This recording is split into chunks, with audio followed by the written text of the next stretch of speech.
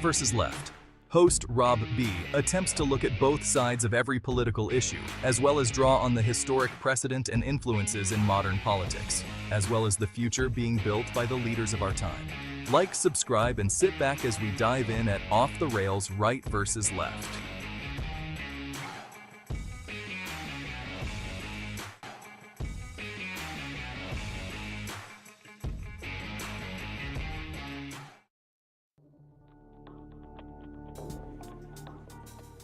All right. Well, welcome, revelers. Let's get this up here so we can hear a little bit better. All right. Well, welcome, revelers. It's Off the Rails, Right versus Left. I'm Rob B, and I'm continuing my series here of doing interviews with candidates for races that we don't really get to see much of in normal streams of media. This one is for, if I have, well, actually, I'll bring her on and verify that I have the right seat and everything. But we have Merrie Fox joining us. If I have it right, it is for the Texas 25th Senate seat for the Texas State Senate. Hello, Merrie. Can you hear me?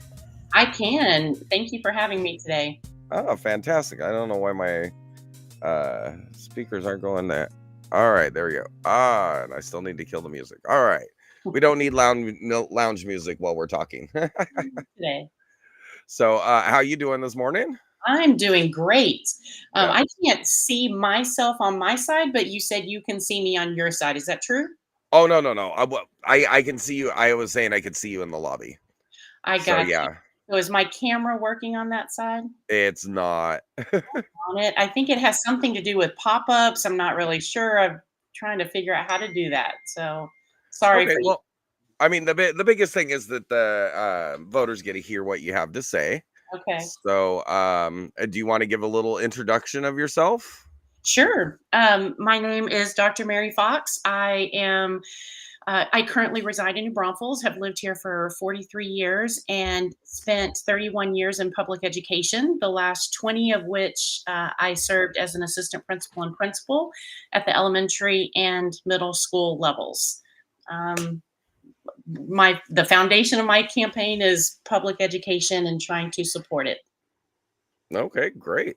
Mhm. So, and there's a lot going on with education in the state of Texas right now too. So, There is indeed. so we can go if you don't mind. I kind of gave you an outline of what I wanted to talk about, and depending on how quickly we move through it, we can buzz right through. But I do have education in here also. So Yeah, let's do it. okay, so I did want to start off with the immigration policy in Texas because obviously we have the longest border in the U.S. outside of Alaska. Yes. So what do you think the state level approach to immigration should be? I know that there is a lot of concern about immigrants coming across the border, and I think it's a really complex issue. I think that the responsibility ultimately lies with the federal government, but I also understand the state of Texas and the desire and the need to make sure that our communities are kept safe, particularly those along the border. So I support any legislation that is going to make sure that the process of immigrants coming across into the United States through Texas, that those people are vetted and are here to without any nefarious or hidden agenda that would be negative to our communities. So Okay. So while not making a full statement about like immigration policy, because that is supposed to be a federal mhm. issue, you do support Texas's attempts to help seal the border, so everybody who comes across has to go through the checkpoints so they can be processed, right? Yeah, I think that's a really kind of broad statement and can be taken so many different ways, right? I don't believe that Texas has the authority or should have the authority to overstep the federal government, but I do believe that Texas has the responsibility to keep its communities safe along the border. And so that um, if Well, that but Texas does have the authority to enforce federal law when the federal government doesn't. yes, it comes down to defining when the federal government is and isn't. Yeah, exactly. Well, I mean, when you arguably see caravans moving across the border, you can't argue that they are. That is true. I have not seen. I'm wondering who has seen that. I have not seen the numbers of. Okay, that's fantastic. So what is that? Well, what I will point out here, because so I'm semi-retired, so I have a lot of times to see images from different sources, Sure. and what you get is there are thousands of videos out there of immigrants flowing across the border. Hmm. We've even had border patrol officers lose their lives saving people swimming across the Rio Yeah, Grande River. And you absolutely. can't deny that's happening. Well, Sure. if the people weren't coming across illegally, and that's why I said, well, then how much well, it doesn't matter. So, like, we do have a process for entering the country. They can go to the points of entry and Hmm. enter. The current administration is granting like asylum applications to pretty much anybody who crosses. So, unless they're up to nefarious purpose, there's no real reason for them to not go through the points of entry, because if they go to the points of entry, they're getting through anyway, Right. unless they're up to no good. Right. And so my aspect on it is like controlling the border in between those checkpoints. Hmm. Well, when you have a federal government policy that's pretty much letting everybody in anyways, there's no reason why anybody that's not nefarious should be going in between those checkpoints, if that makes sense. Yeah, it absolutely does. So the bill that had come that was bipartisan had come up several months ago.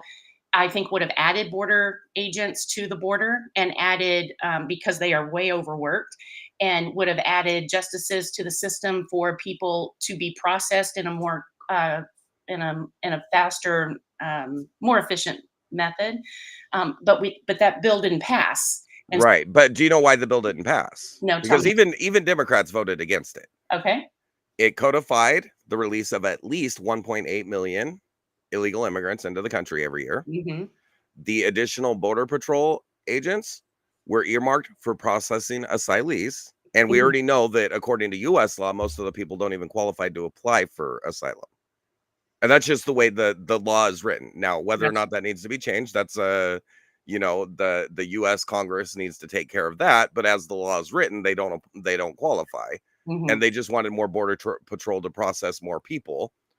It only spent 6 million on the border, building sections of the border. All the materials are already there from the Trump years. Mhm. So it put 6 million towards that and 60 billion towards Ukraine.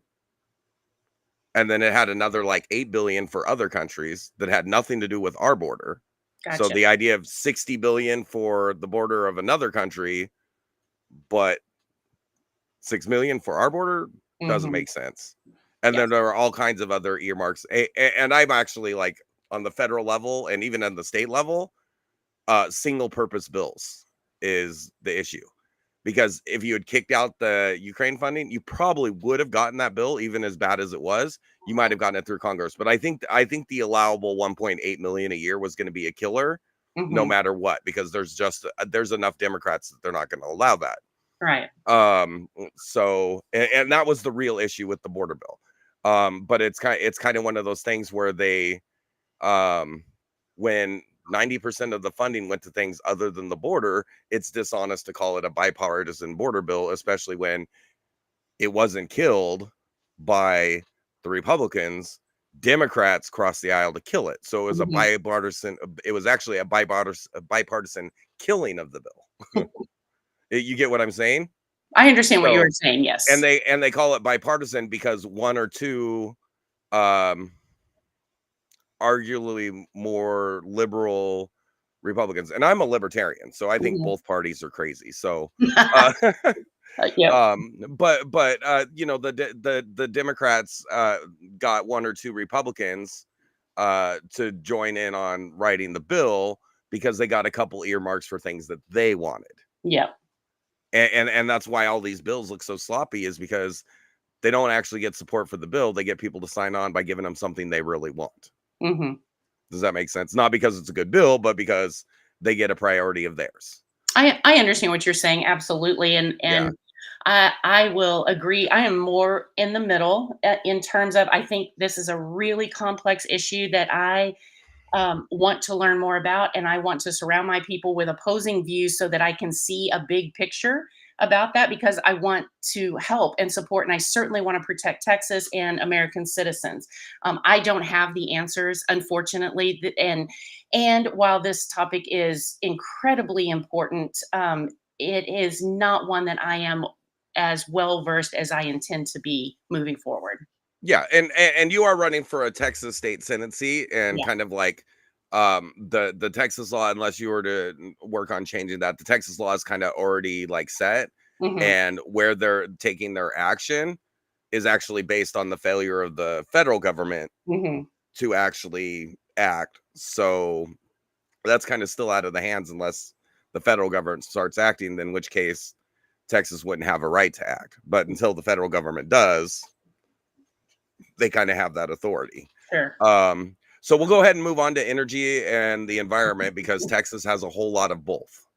Yes. And most people don't realize we have the whole largest state, Mhm. or the second largest state. I Second one, mean, right.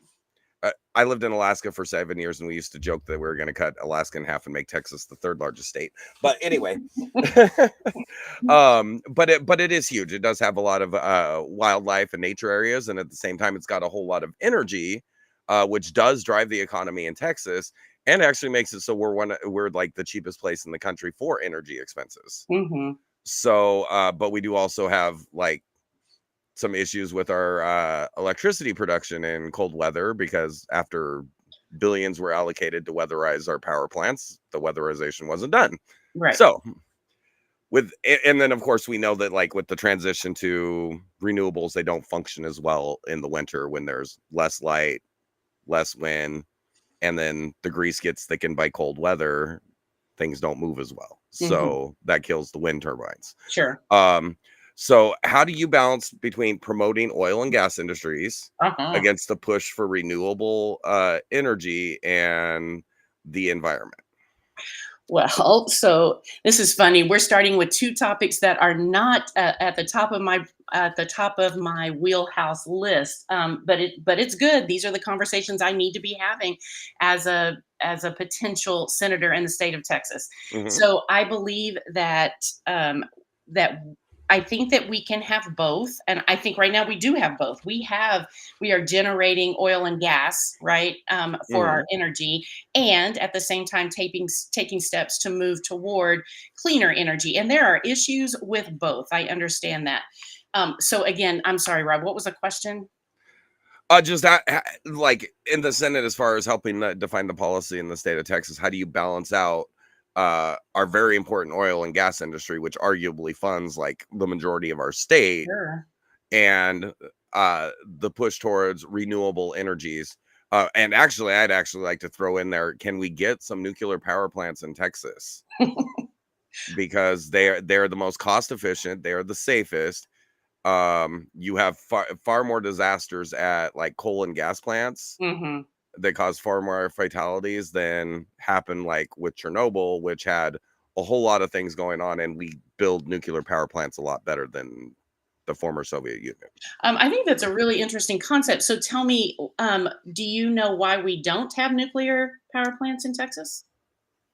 Well, basically, a lot of that has to do with the federal government trying to block, and then a lot of the states block the permitting of the uh, plants. Why? So it's primarily regulatory. Well, because of the safety issues of mishandled and poor construction. Mhm. But considering like most countries get a ton of nuclear power, uh, and don't have problems. Like most of Europe has a ton of nuclear power plants, but we haven't opened a nuclear power plant in like 20 years. Mhm. Although 3 Mile Island is now being reopened by Microsoft, I think, so they can use it for powering their AI and cloud computing. Yeah, that, again, very interesting. I would love to look more into that. I've looked into the clean energy. Some of the things that I have found, the concerning things are that, like when we're talking about the storage of that energy, and then, where do you do that? And then if there were a problem, if it were mishandled, it explodes and there's a fire, then we don't have the water to put it out. So therein lies another issue with the clean energy. So. Well, Um, and then there's the toxicity of the batteries that only have a 3 to 5 year shelf life. So even if you manage the storage, you're going to have to replace that storage every 3 to 5 years, right. which is what drives up the cost. That's why the California electric grid has some of the highest energy costs in the country, because they do have and they're only up to like what 20% of their energy is renewable, Mhm. but the power storage from those is creating a massive burden because there's no storage, no lifespan for the batteries to So, is support it long-term use. reasonable to think or to say that we can and should rely on oil and gas as we develop technology to move toward cleaner energy or nuclear energy or whatever the case may be? Can you, in fact, do both? Yeah, and which is for a senator that's going to represent me, I would want them to be looking at a balanced approach, because we can safely do nuclear power. We've got dozens of nuclear power plants in the country that have never had a problem. Hmm. Um, and Texas does have enough like completely like unpopulated areas we could find safe storage for nuclear waste in Texas. And we have enough areas where there is no underground water table, so we could even do like underground storage without risk to contaminated water sources. So I think, yeah, if we get people in that are like taking a balanced approach at looking at things, Hmm. and not just taking the propaganda on one side or the other, because that was the biggest issue with nuclear powers. There's a lot of propaganda about it, and people like point to a problem here or there and then ignore all the successful applications. Right. And in that, I would say, off the top of my head, I consider this, honestly, I'm gonna be really vulnerable here as a candidate. I consider this a weakness of mine, much like immigration, just because it is a federal issue and it's in an area that is not here. So I don't see it on a daily basis other than through the media.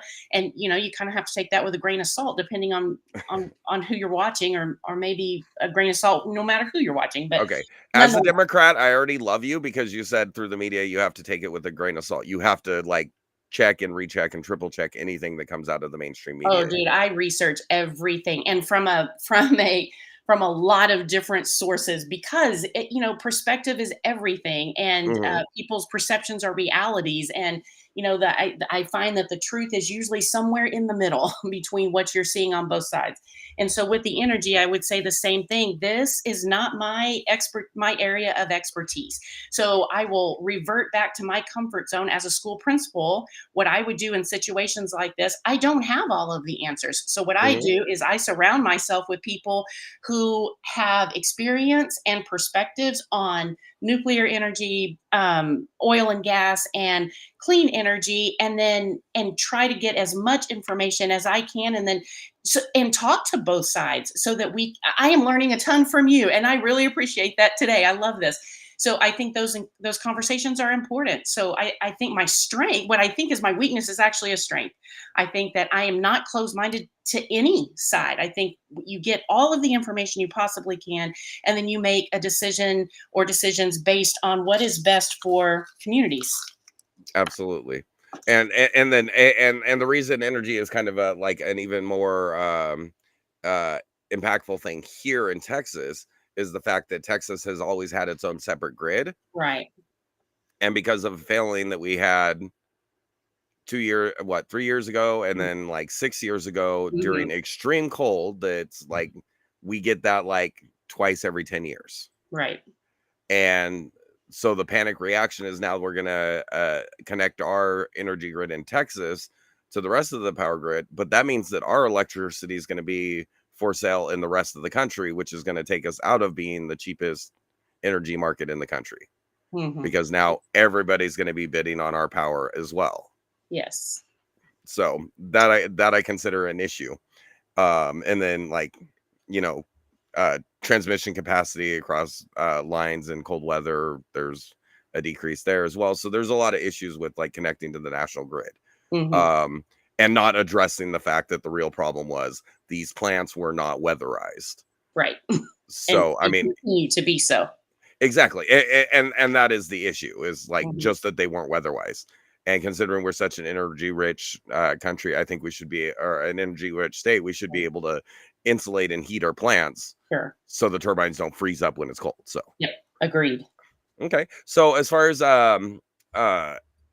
economic development, like we do have growing economies. We got, oil and gas, but we also have a growing level of technology, and we've got, SpaceX now doing their rocket launches. But what would your approach be towards spurring growth in Texas without picking winners and losers, if you will? Because I have a concern every time governments, whether it's state or national, start getting too much into promoting activity to where they end up giving handouts to specific companies and not others. And if you've ever seen the state ledger for our payments in a fiscal year, there's a lot of questionable payments in there. So can you give me an example of one of those? $9 billion to Lockheed Martin. Ooh, as an abatement? I have no idea. I can't find any explanation why they got paid it. Yeah. Right? Yeah. Yeah. Okay. So what is the question then? So how do we encourage growth, continued growth in the state, while simultaneously making sure that we're not doing government handouts to companies and picking who wins and loses? Yeah. Again, I don't have the answers for that. Right? I know. Like you're probably wondering, what the hell? Like, why are you even on my show today? I would say, you're right. We do want companies to come here, and Austin and San Antonio, I think, are 2 out of the top 3 job employment areas in the nation. And so I think we just naturally, or because of that, not naturally, but because of that, have a lot of growth in the area, which, causes its own problems and brings with it lots of advantages. But, okay. So tied in with that growth a little bit, it's still kind of economy, and there's a specific issue with it. We do have a lot of construction going on in Texas, to facilitate that growth. However, it's not going at the pace that the population's growing, which is why we're seeing like rapidly increasing rental rates and home purchase rates. I mean, we're still one of the cheapest states in the country for buying a house, but that's quickly changing. And a lot of that has to do with regulation. So like, would you be like opposed to looking at the building regulations to make it easier for people to build, and maybe even some restricting the ridiculousness of some of the local ordinances regarding building that kind of impede on people's freedom to do what they want to do on their land? Yeah. Are you talking about like HOAs and taking away some of their authority? Or are you talking about? No, I'm talking specifically municipal and county ordinances that slow down the process for building even single family dwellings or multifamily dwellings. The regulatory burden to even start a project, it's not as bad as it is in other states, but it's increasingly getting worse and worse and worse, because every permit they can get you to file for, they get to collect more money. That's exactly right. And I would absolutely look into and support legislation that would decrease that kind of situation. I know that there are also, when we talk about home, specifically home prices, I think there's a lot of issue about lot sizes and how many homes can be built on a certain amount of property. And but then I also understand that the legislature just in 23, I think, passed a bill that said that the legislature has to give permission for local entities to be able to change their policies regarding the environment and water consumption. And so there's not local control in that regard. And so again, I think it sounds like a handoff, but god dang, just such a complex issue with so many hands in the pot that it's hard to tell who's stirring. Yeah, and to me, as a libertarian, like some people pull liberal out of it, but it actually stands for liberty. And as Mhm. a libertarian, I just like outright reject restriction on what I do on my land that I bought. Mhm. And that wasn't the case the first 150 years of our country. Right. You know what I mean? And Yeah. well, I mean, there can be some acknowledgement of some of the concerns. If you're building a multifamily dwelling, you need to have higher safety standards, Mhm. but you should be able to decide what kind of house you live on your property. Yet the state still regulates how many square footage you have to have in your house, for example. That's exactly right. Yep. I yep. I live in an area that has we have an HOA, we have those standards, and I understand the reasoning for that.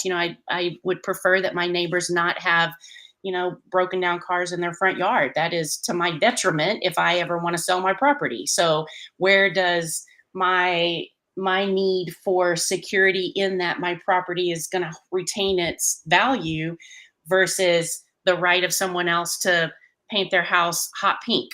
So Exactly, yeah. exactly.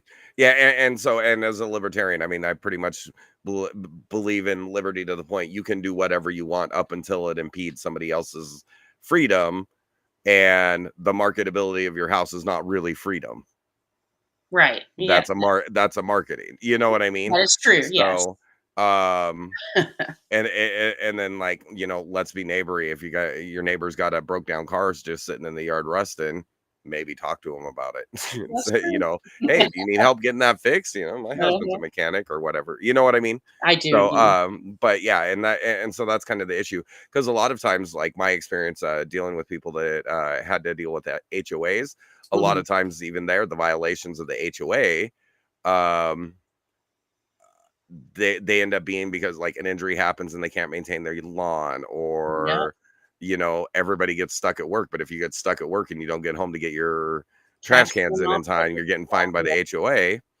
And then on that, most of those rules of the HOAs were implemented before the people um, joined the HOA. So they're actually being penalized for roles that they never even voted for. And then like I've even heard of some like HOA, I can't call them anything but HOA Nazis, where they try and threaten to like seize your house if they don't like what you're Yep. doing. And they'll like take a tape measure out and like measure your grass every day until they can find you. Like it's ridiculous. Yeah, I will say that this is our first time living in an HOA area. We've lived here 2 years, and it has been a little bit of a struggle. We can't water our grass. I get that because of water consumption. At the same time, we got dinged because our trees died. So then we're facing $1,500 to replace the trees that we're going to put new trees in, and we get fined every month until we get those new trees in, and then we get the new trees in, and then we can't water them.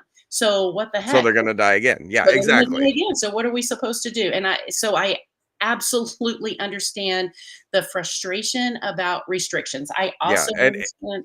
and some of the cities, like maybe not to that extreme, but some of the cities are doing the same thing to Yes. property owners. Yeah, And absolutely. yeah, and that's where, to my point, it's my land, I bought it. If I Mhm, want to put up a 200-foot billboard, nobody should have any right to say anything about it. mhm. You know what I mean? Or I if I want do. to, or if I want to build my house as a old styled wizard spire, I can do that, but it would never be approved in any city. You know what I mean? Yes, absolutely. So do you believe that there are places where there are no deed restrictions or restrictions on what you can do on your property? So would Yeah. it So be where my house is, Uh-huh. there is an HOA, and all it's for is the maintenance of the road.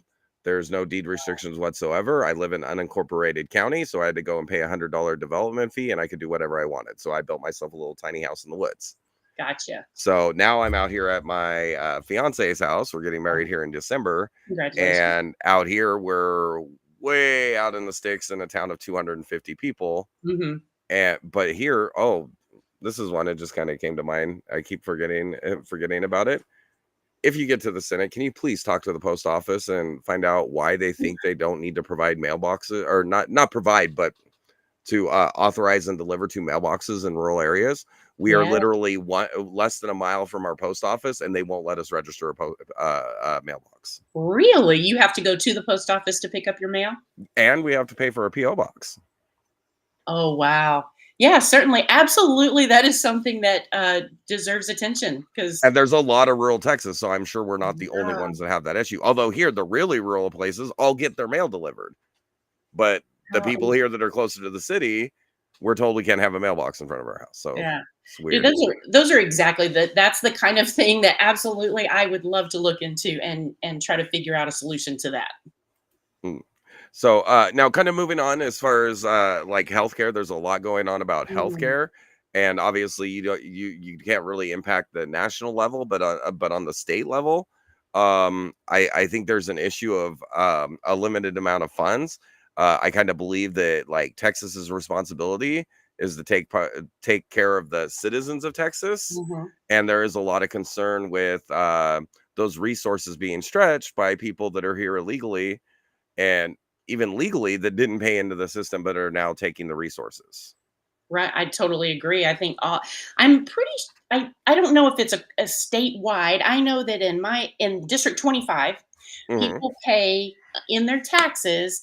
They pay a fee that goes toward indigent health care for people who go to Hmm. the ER who don't have any health care. So we are picking up that cost of for people who don't have health care. So then I have to wonder, like, well, why don't we have expanded Medicaid to help some of these people have health care, in which the federal government has already said they would pay 90% of that cost if we expanded healthcare. And the whole thing is from my understanding, is raising the level at which you qualify. So right now it's like, goodness, 36% or something of the poverty level. So it's only $3,400 a year. You have to make that or less in order to qualify for Medicaid.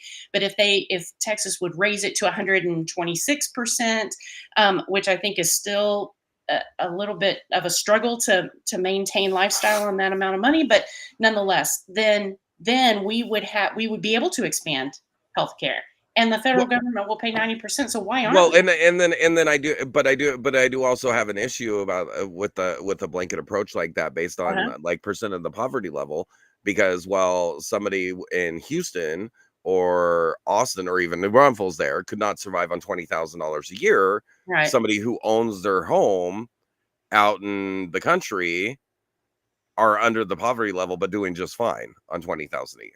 Yeah. Well, that's certainly true, and you're right. A blanket approach does it puts people in the net that really shouldn't be. And at the Mhm. same time, I mean, there's got to be some sort of standard somewhere. I mean, right now we're at 36%, so that's kind of a blanket in itself, right? Yeah.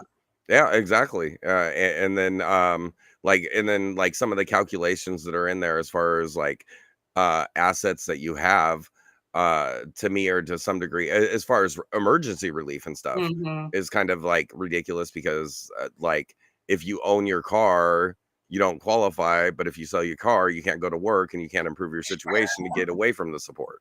Right. You Yeah. know, so yeah, so like I think kind of a deep dive into making these things realistic. Now as far as the indigent care funding, Hmm. I understand that 100% because we want in this country for anybody to be able to walk into an ER regardless of their money to pay and get service instead of dying in the street because they can't afford to pay. Right. So I and that's the purpose of the indigent care. But yes. the indigent care has been a lot of times being provided to people that aren't paying into the system and aren't paying. You know what I mean? Oh, absolutely. Because So yeah, anybody who walks into the ER can be served. Is that yeah, yeah. exactly. So So I and I support that. I mean, now there is also the trade off there. The hospitals are being compensated for indigent care, but they will still hound the people to the ends of the earth and collect more money by selling the debt to bill collectors that Mhm. hound you to the ends of the earth forever and ever, even after the statute of limitations on collecting a debt is up. Yeah. So what do you propose? Like, what are you saying should be the remedy to that? I think there should be some reining in of the hospital's ability to sell a debt that they were Yeah, already compensated for. yeah, I completely agree. Yeah, and then the bill there there should be a sliding scale on the if the I think if there was more of a sliding scale of the way hospitals charge, it would be something that would have to be researched. I think if there was more of a sliding scale based on ability to pay for hospitals, they'd probably Mhm, have a lot less collections, and we'd have a lot less Texans with damaged credit scores that make their financial situation even worse mhm. if they were more adjusted upon ability to pay and insurance and what have you, instead of charging somebody who makes, $400 a week, $600 for an ibuprofen in the Right, emergency room. that's for sure, and without having done any research, I think that idea is brilliant. Like, why don't we have a sliding scale pay system for healthcare? Yeah. I don't know. I think it's And, certainly something to consider.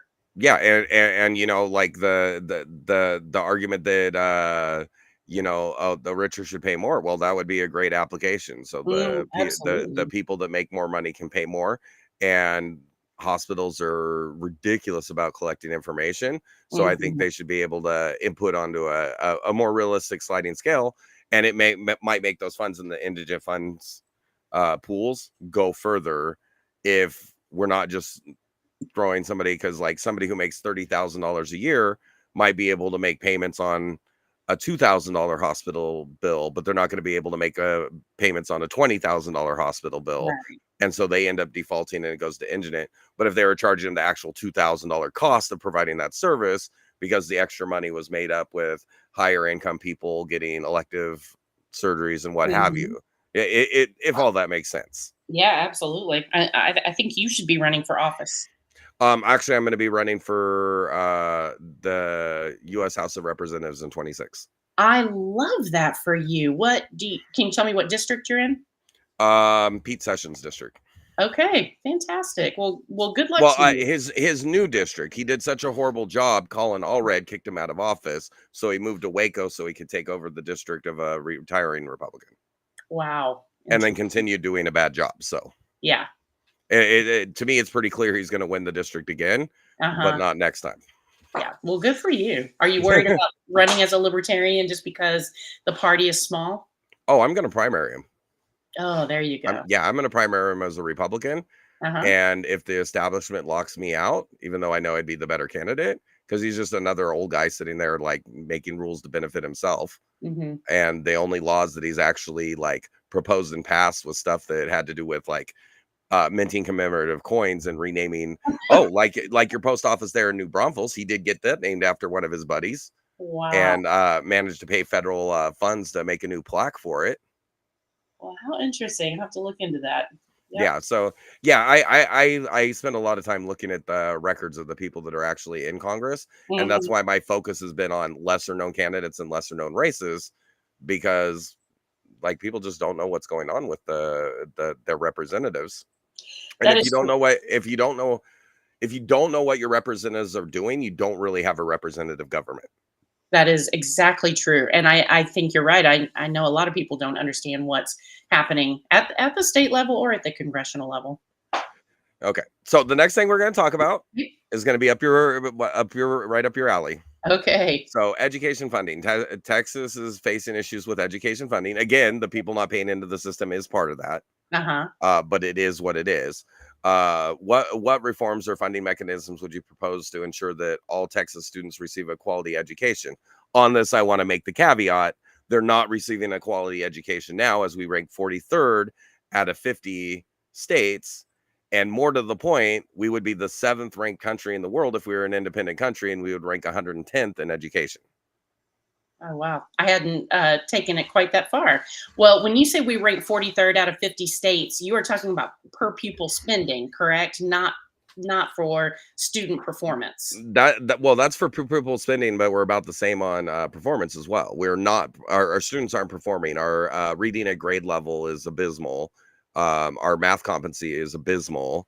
Our advanced to higher education is abysmal. So and that advanced to higher education even includes like tech programs, which we have a lot of in Texas because we have a lot of trucking from here where people go on to trucking schools. because of the construction, we have a lot of welding schools here. So people are advancing their education in that ways. Mhm. And it's still, we have one of the lowest rates of advancing education in the country. So And is that all goes back to having students coming out of, primary education being able to advance, if that makes sense. for sure. I am of the opinion, having spent 31 years in classrooms and Mhm. schools, my experiences have been that teachers are working their butts off and educators are working really hard to provide students with exactly what they need. In one classroom, you can have at a middle school, let's say classroom, you can have a student who can't write their name on the paper because of whatever, to the student who is reading beyond Yeah. college level. But the teacher is expected to teach and you've got students all the way in between, and you're expected to teach to everybody's grade level. That's a lot. Yeah, And and now advanced classes are being targeted for being discriminatory. yeah, that's And exactly that's right. yeah, and so to me it's kind of ridiculous. I actually like have a thought here. So like primarily our teachers go to school to be teachers Uh-huh. and they stay teachers forever and ever. Right. Um and then they go and learn about the topics that they're teaching as a side. Couldn't we expand our teacher pool by doing the reverse? There's people that go out and work go out and work in fields, and then they get to 20 years, and if they started like right out of college at 22, that means they're only 42, and they could easily go and teach for 20 years Sure. if we made it less restrictive for them to get certified to be teachers. Well, So I think that system is already in place and in two different ways. One is the alternative certification process, which if someone has a degree, that those are for degreed people, then they go through an alternative certification program that teaches them the methodology of teaching. They take a test and then they're certified. Or they go through an alt cert program and they do an internship, meaning that a district hires them for a year. So they're kind of on probation. And then at the end of that year, if it is successful, then they are granted a license or a certification for teaching. The other way that districts are kind of getting around the certification issue is that the state of Texas allows school districts to be districts of innovation. And mhm. so, which districts can make their kind of their own plan. It has to be approved by the state, but make their own plan in different areas, and one of those is certification. So if someone, let's say, is a paramedic, as like the example you gave, for 20 years, they have great skills. Could a district hire them to go in and teach, let's say, a phlebotomy class? And the answer is absolutely yes, if they are a Or they'd probably be qualified to teach a physiology class, sure. biology class. Hmm. And Because yeah, even if they don't have a full degree, just to get their EMT certification, they still would have had to take advanced classes in those subjects. yes. So again, districts of innovation, and there are lots of them, are able to hire those people. I do think that there is a need to understand that just because you know the content doesn't necessarily mean you can teach it. But I do also believe that a teacher or a person gets hired. Let's say this paramedic is teaching anatomy and physiology. There's a year in there where they have a mentor and the administrators are in the classrooms watching to make sure that methodology is being followed, and if not, that there is support to So, learn. I'm going to do a little bit of pushback on you because I Please. think part of that comes from being in the classroom 14 years. It's hard to say anybody can do what I do, but I would make the argument if somebody spent 20 years in the field, they've Mhm. already trained a lot of people in what they do and they already have an ability to teach. You just have to direct them towards teaching the age group that they're working with. Does Uh, that make sense? oh, absolutely, agreed. So And you, now I want to pull in another aside before we continue on the topic, okay. and that is some of the most successful education programs in the world do not have people going K through 12 on the same program. And by the time they're in third, fourth, and fifth grade, they begin setting people off based on their aptitudes and abilities, which also tends to focus their interests. Because if you try and like hammer down facts and figures on something that somebody's not interested in, they're not going to retain them. Um, but like, and I'll give you an example. My ex-wife, she was from Ukraine. She showed linguistic aptitude. So Uh-huh. she got shifted to the linguistics class. Mhm. or they call it a philology group. So by the time she graduated high school at 16, where they all graduated at 16, by the time she graduated high school at 16, she was already fluent in 4 active languages and Latin. Right. So So are you asking me would I support something like that in the United States? yeah, and like spreading out, because if people are interested in engineering, for example, and they have an engineering aptitude, continuing to try and force them to learn American literature, Right. you're not going to make that connection because that person's brain doesn't work that way. That's And I exactly right. I think that's the biggest reason why our education system fails, because back in the day, prior to the Department of Education and states getting more and more control over the education, the teachers, I mean, they might have 50 kids, multiple different levels, and then eventually it was like 20 or 30 kids of one grade level, but they were able to like split them off into different areas of interest. And when they came out, they were strong in what they were going to do. And so they went into the workforce as the strongest people available or there. Yeah. So Um, I have for years said that exact same thing, that there are countries like Belgium, I'm pretty sure is one of them, that they have pathways, right? And so when mhm, students show an aptitude in a certain area, then they are put into a pathway that helps accelerate and helps to enhance their abilities and skills in that area. I absolutely believe that that is that is a very good way to educate your population, as long as the standards are high in each of those areas, and that we're not tracking exactly. who are not cognitively, they're not so good in reading, writing, and math. you know I don't want them to not have that, but I do want them to have a focus in what they are good at. I love that system. And I remember when I was in high school, and these are starting to come back, but these trade programs, I remember in one of our Mhm. classes was a cosmetology program, and people could go in and get their haircut, and by the time the kids in that program graduated, they could get a job. And I think that's absolutely a phenomenal way to educate kids. I think the push for college and career readiness, which was more about college readiness, is not good. Not everybody needs or wants to go to college, and that's okay. We still need electricians, plumbers, and so on, and they make good money. So, Yeah, and yet somebody who understands not everybody's going to understand the mechanics of electrical engineering. Like I grew up a farm boy. I and I was a poor farm boy. mhm, And you didn't hire people to do stuff. You did it yourself. right. Okay. So I have tried to explain to like a friend of mine who's like trying to learn this stuff, who has no aptitude for it whatsoever, and it just doesn't click. But I see that like I know that I'm rare, that I can like grasp so many subjects, but most people aren't able to. And then when you try and like shove all these other subjects that just doesn't work in their brain, you're Mhm, setting them up for failure. And I think like even our stars test, we're sitting here testing people on math that have no aptitude for math. We're mhm, testing people on linguistics and literature that have no aptitude for it, but might be brilliant at math.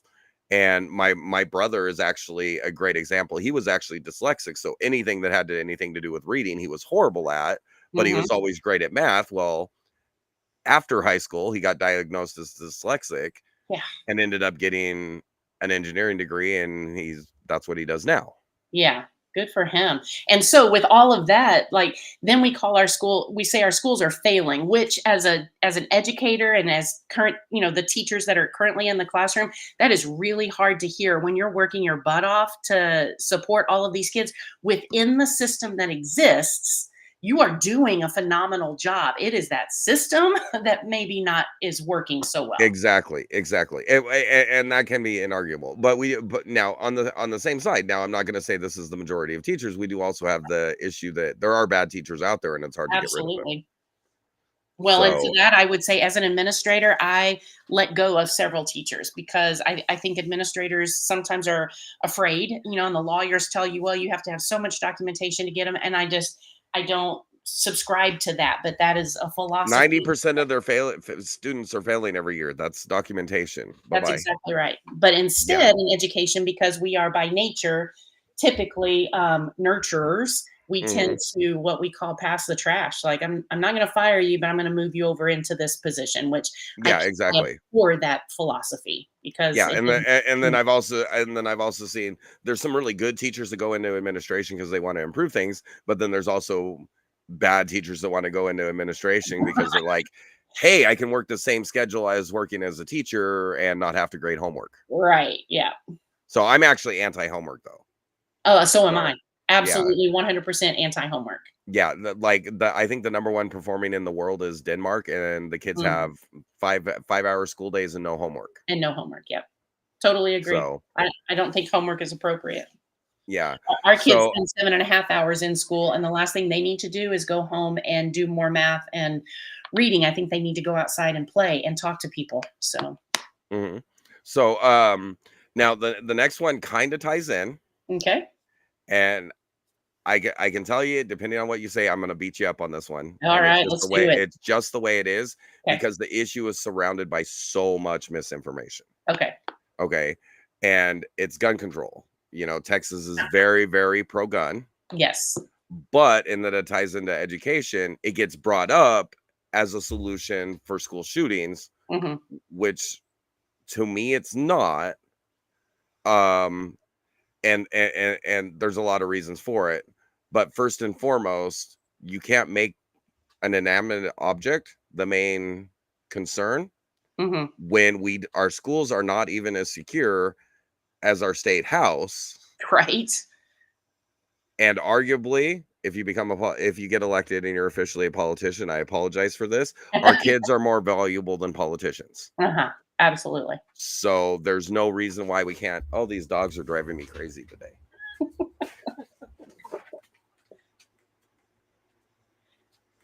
They're sitting there switching places. It's ridiculous. They Yeah. just keep switching back and forth. The lab goes outside and the husky comes in. Anyway, sorry about that. So anyway, so as I was saying, like, you know, number one, and this was like something that's been talked about at the national level as well, hardening schools. And people say, oh well, we don't want our kids to go to school in a prison, but have you seen a New York school where they're a high-rise building with no windows, and you know what I Mhm. mean? Yeah. So like, I mean, no, you do what you need to do to keep the kids safe, is part one of that.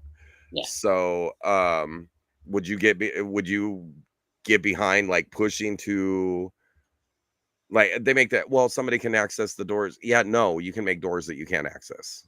Yeah. Yeah. So I would say this, that schools can protect themselves in two ways, one of two ways. Well, both ways are needed. One is the fortification of the school, right? Making sure Mhm. that you can't access a school except for a single entry point. But you can get out. Of course, we wouldn't have just one door, but there are lots of things that you can. You have the vestibule where people have to check in, and you have the shatterproof glass, and all of those things. I think absolutely schools need to be that way. The other part of it to me is more about building relationships in the building and counseling services and mental health, wellness, and all of those things. So to me, Well, and and since you're in the schools, that's a big pet peeve for me. Counselors are the mental health professionals in the schools, and yet they're doing the administrators' jobs. absolutely 100%. And I think it is a crime. I think that is criminal. Counselors should not do testing.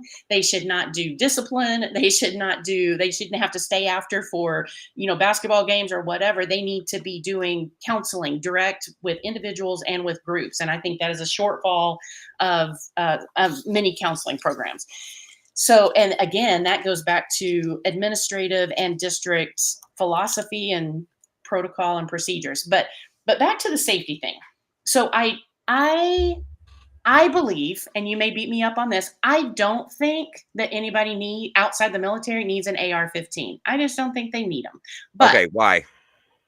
because they are Weapons of war? I was going to say because they're meant to kill at a rapid rate. Like, why would anybody need that other than to go to the shooting range? Okay.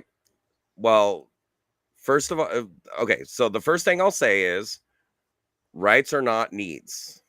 So there's the right. Okay. Okay, got So you. secondly, you hear statistics like an AR-15 fires 600 rounds a minute. Okay, Okay, that's false. The functional fire rate is 45 to 60 rounds a minute, Okay. which is exactly the same as a pistol. What people think of when they think of assault weapons are machine guns and submachine guns that have been illegal since 1936 with the NFA. And Okay. even then, they're not really illegal. They just made it so only rich people can get them. Gotcha. Well, So that's part one. okay. So, and that's why I said I might beat you up a little bit on that. That is quite all right. And then like the gun control. Mhm. Do you know what state has the most mass shootings? No, which one? California, where AR style weapons have been banned for 30 years. That is interesting. Thank you. So, and 8 of the top 10 are Democrat leaning states that have restrictive gun control. Gotcha. Okay. Every mass shooting happens in a gun-free zone. So these are already criminals. 90% of the time, the guns were obtained illegally. And I say 90% of the time because there's a couple times that adults have gone and done shootings in schools. But every time that the kids are shooting, they weren't legally able to hold that gun anyway. Yeah. And then I have a lot of questions about how some of these kids get guns. The Uvalde shooting is a great example. A kid who worked 3 months at McDonald's cannot afford. And it's not even the guns. The guns were about $4,000 worth of guns. Yeah. And then the kid had like $20,000 worth of ammunition, and his sum total of earnings in life was like, what, $800? So I've got questions. Okay. But yeah, number one for mass shootings is California with 26. And it's almost impossible to own a gun there. So, and then there's some other real statistics that people don't mention. More people die by hammer than by rifle of all kinds. So regular rifles and AR style rifles. Did you say die by hammer? By a hammer. Really? Okay. Interesting. And 1,000 times more kids die by automobile than by mass shooting. Yeah. So it's horrific when it happens, but to blame an inanimate object for it when it was the person that did it, and the idea that taking away guns from there's what 100 million ARs in the country. There are not 100 million mass shootings. There's like 20, which means there are, and considering most of those, again, as we mentioned, are people illegally in possession of the guns, then we still have the issue that's still, you know, even if you say they did have them regularly, that's still 99,999,980 people who own them that are not doing bad things. And you're going to punish them for what the other 20 people did. Well, yes. So back to my statement. I personally, I don't think anybody real outside the military really needs an AR-15. That the military doesn't use AR-15s. Oh, okay. Well, okay. They don't use anything like an AR-15. Got you. So what people think make people think the AR-15 is a military weapon is stuff like the pistol grip, which would make it. I'm a big, strong guy. Like I have a lot of upper body strength. You're female, you probably have less. That might not be true, but that's generally the average. So you would have harder time controlling a firearm. Right. However, the way an AR is designed is so you have better control of it. So if you do find yourself in the need to fire a weapon, you have more control. So you hit what you're shooting at and not what's behind it or around it. Okay. That's the purpose. That's the purpose of the styling of the gun, is to make it easier for people to use. Okay.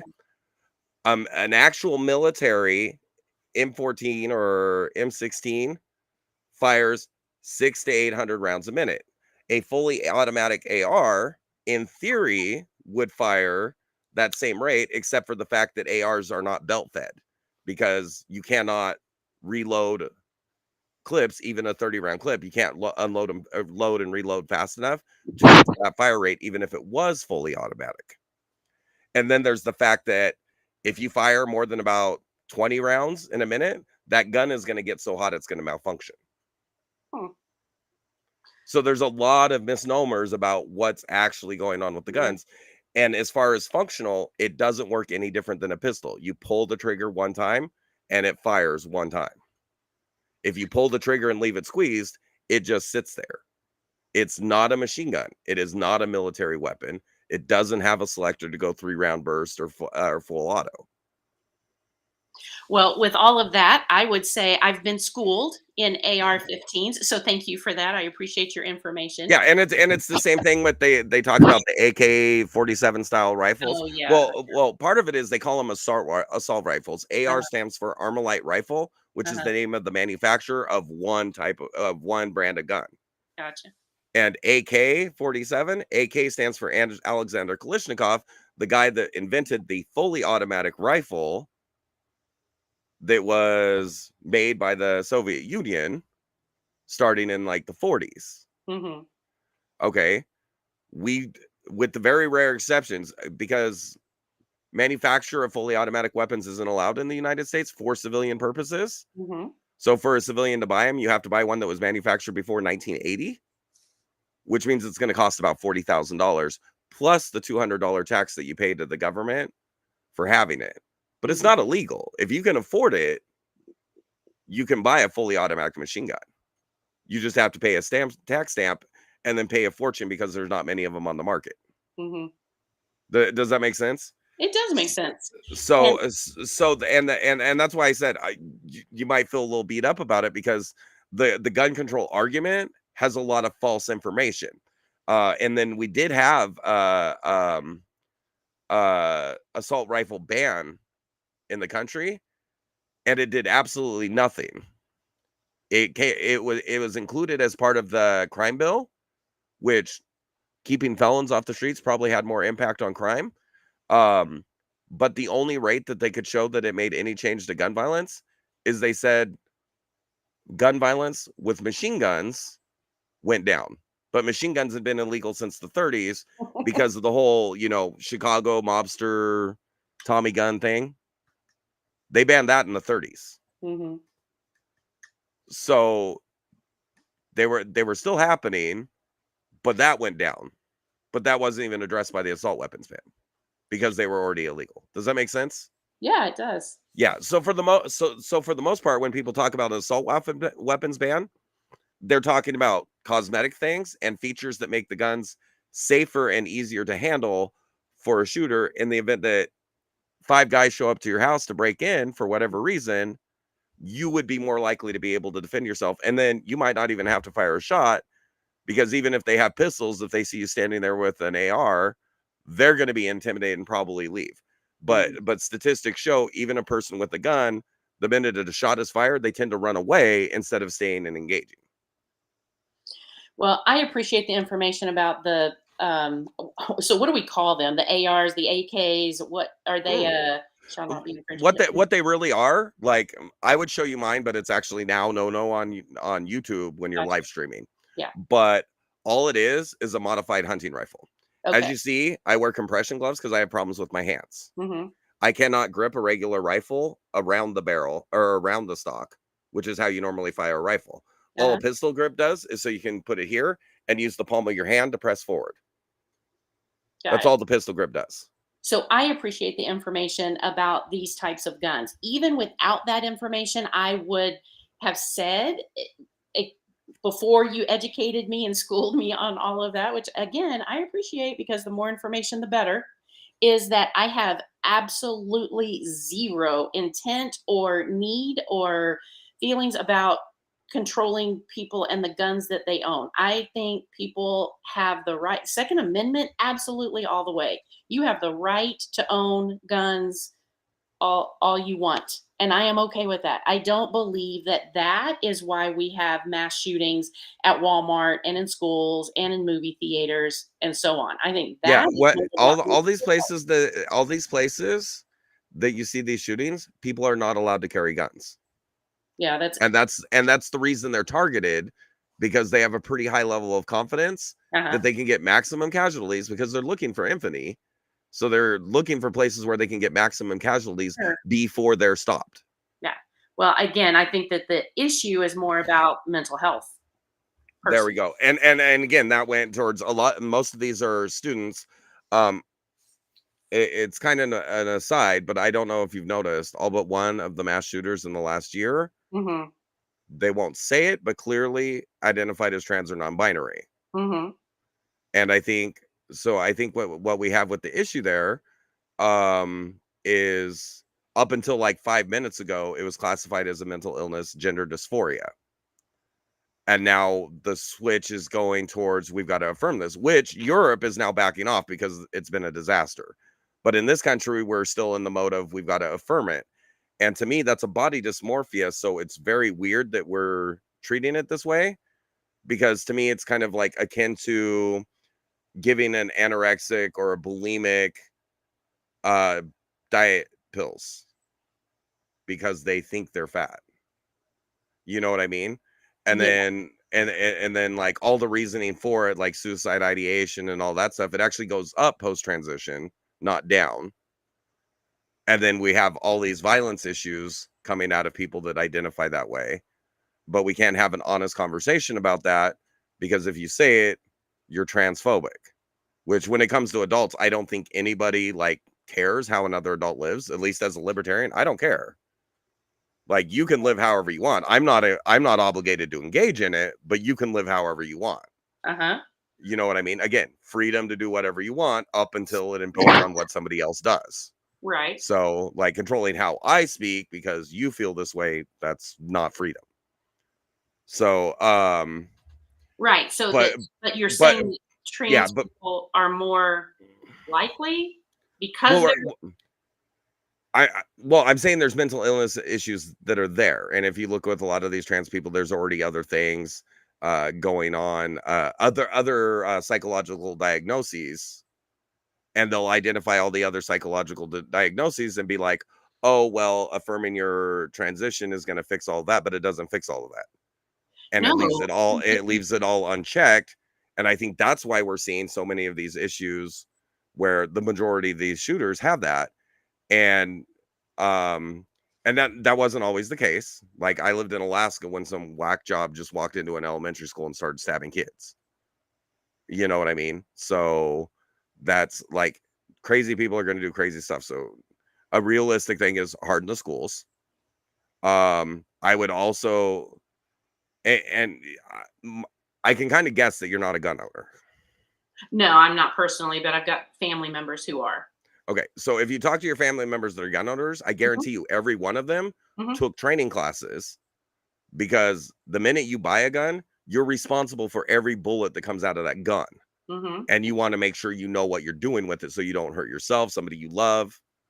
And in the event that you need it to protect yourself, either from criminals or a tyrannical government, you're able to effectively use it. Yeah. And that and that's the thing that's not really understood outside of gun culture, Uh-huh.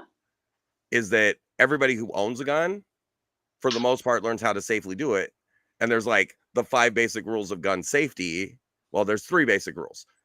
Never point it at anything you don't want to destroy. Mm-hmm. Always assume a gun is loaded. Mm-hmm. And never put your finger on the trigger until Yep. you're ready to shoot. To shoot. That's right. Okay. Again, I have Yeah. no problem with people owning guns. More power Yeah. to them. So, but as back part, with yeah. So, yeah, and that's like, so they're vilified because they don't want to say the things that they need to say to actually solve the problem.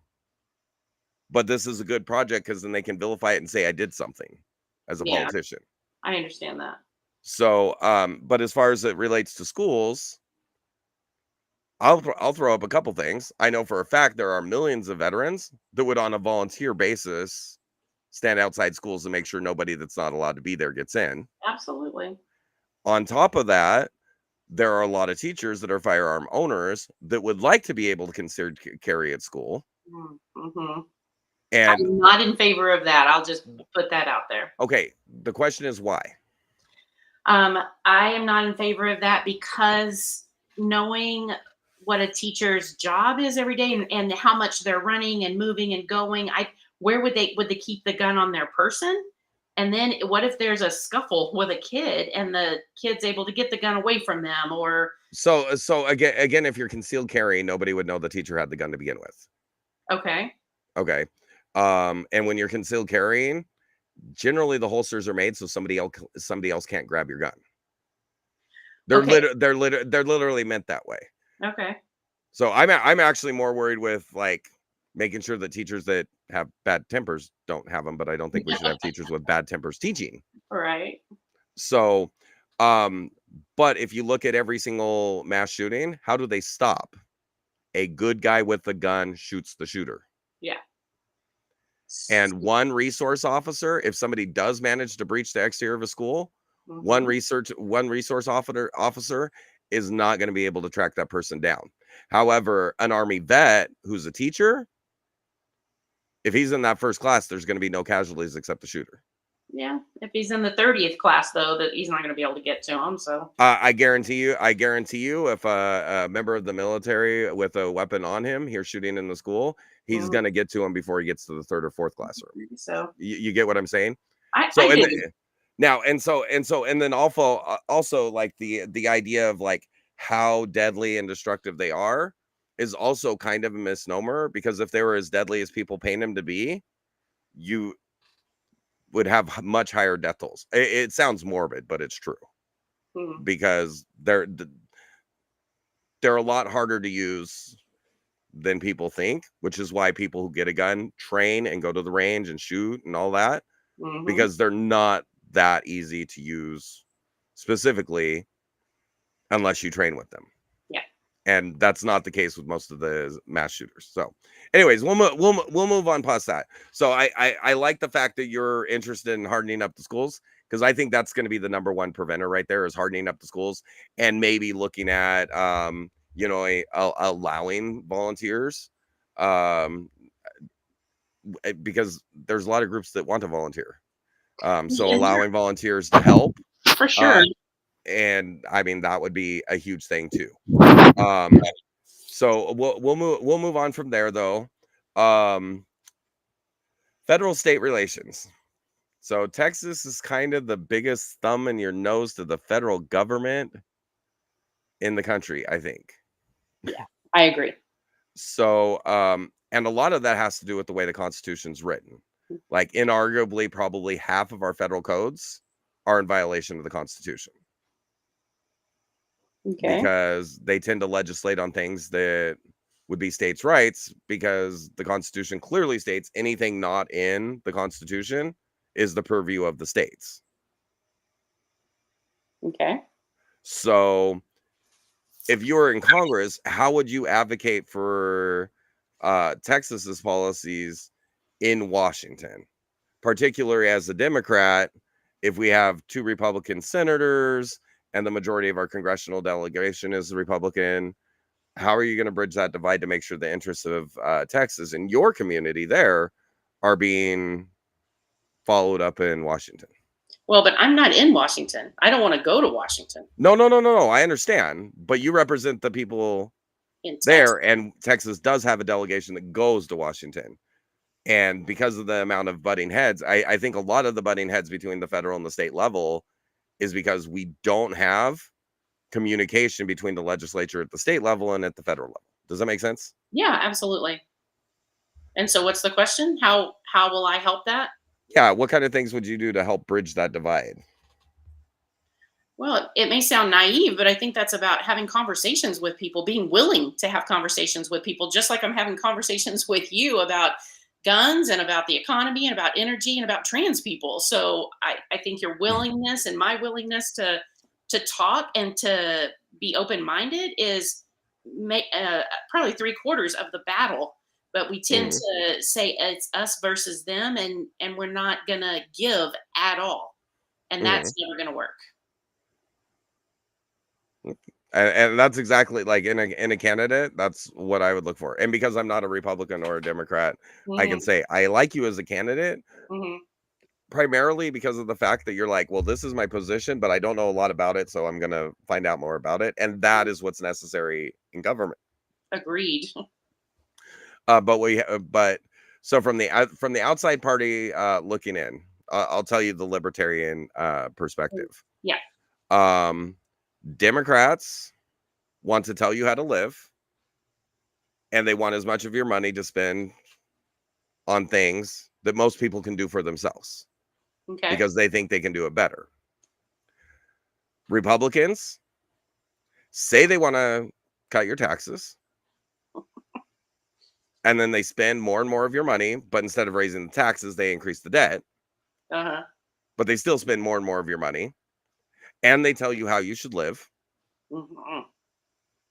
So both parties are the same.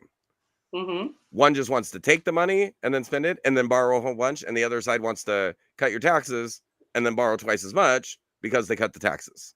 Okay. So they're the same thing to me.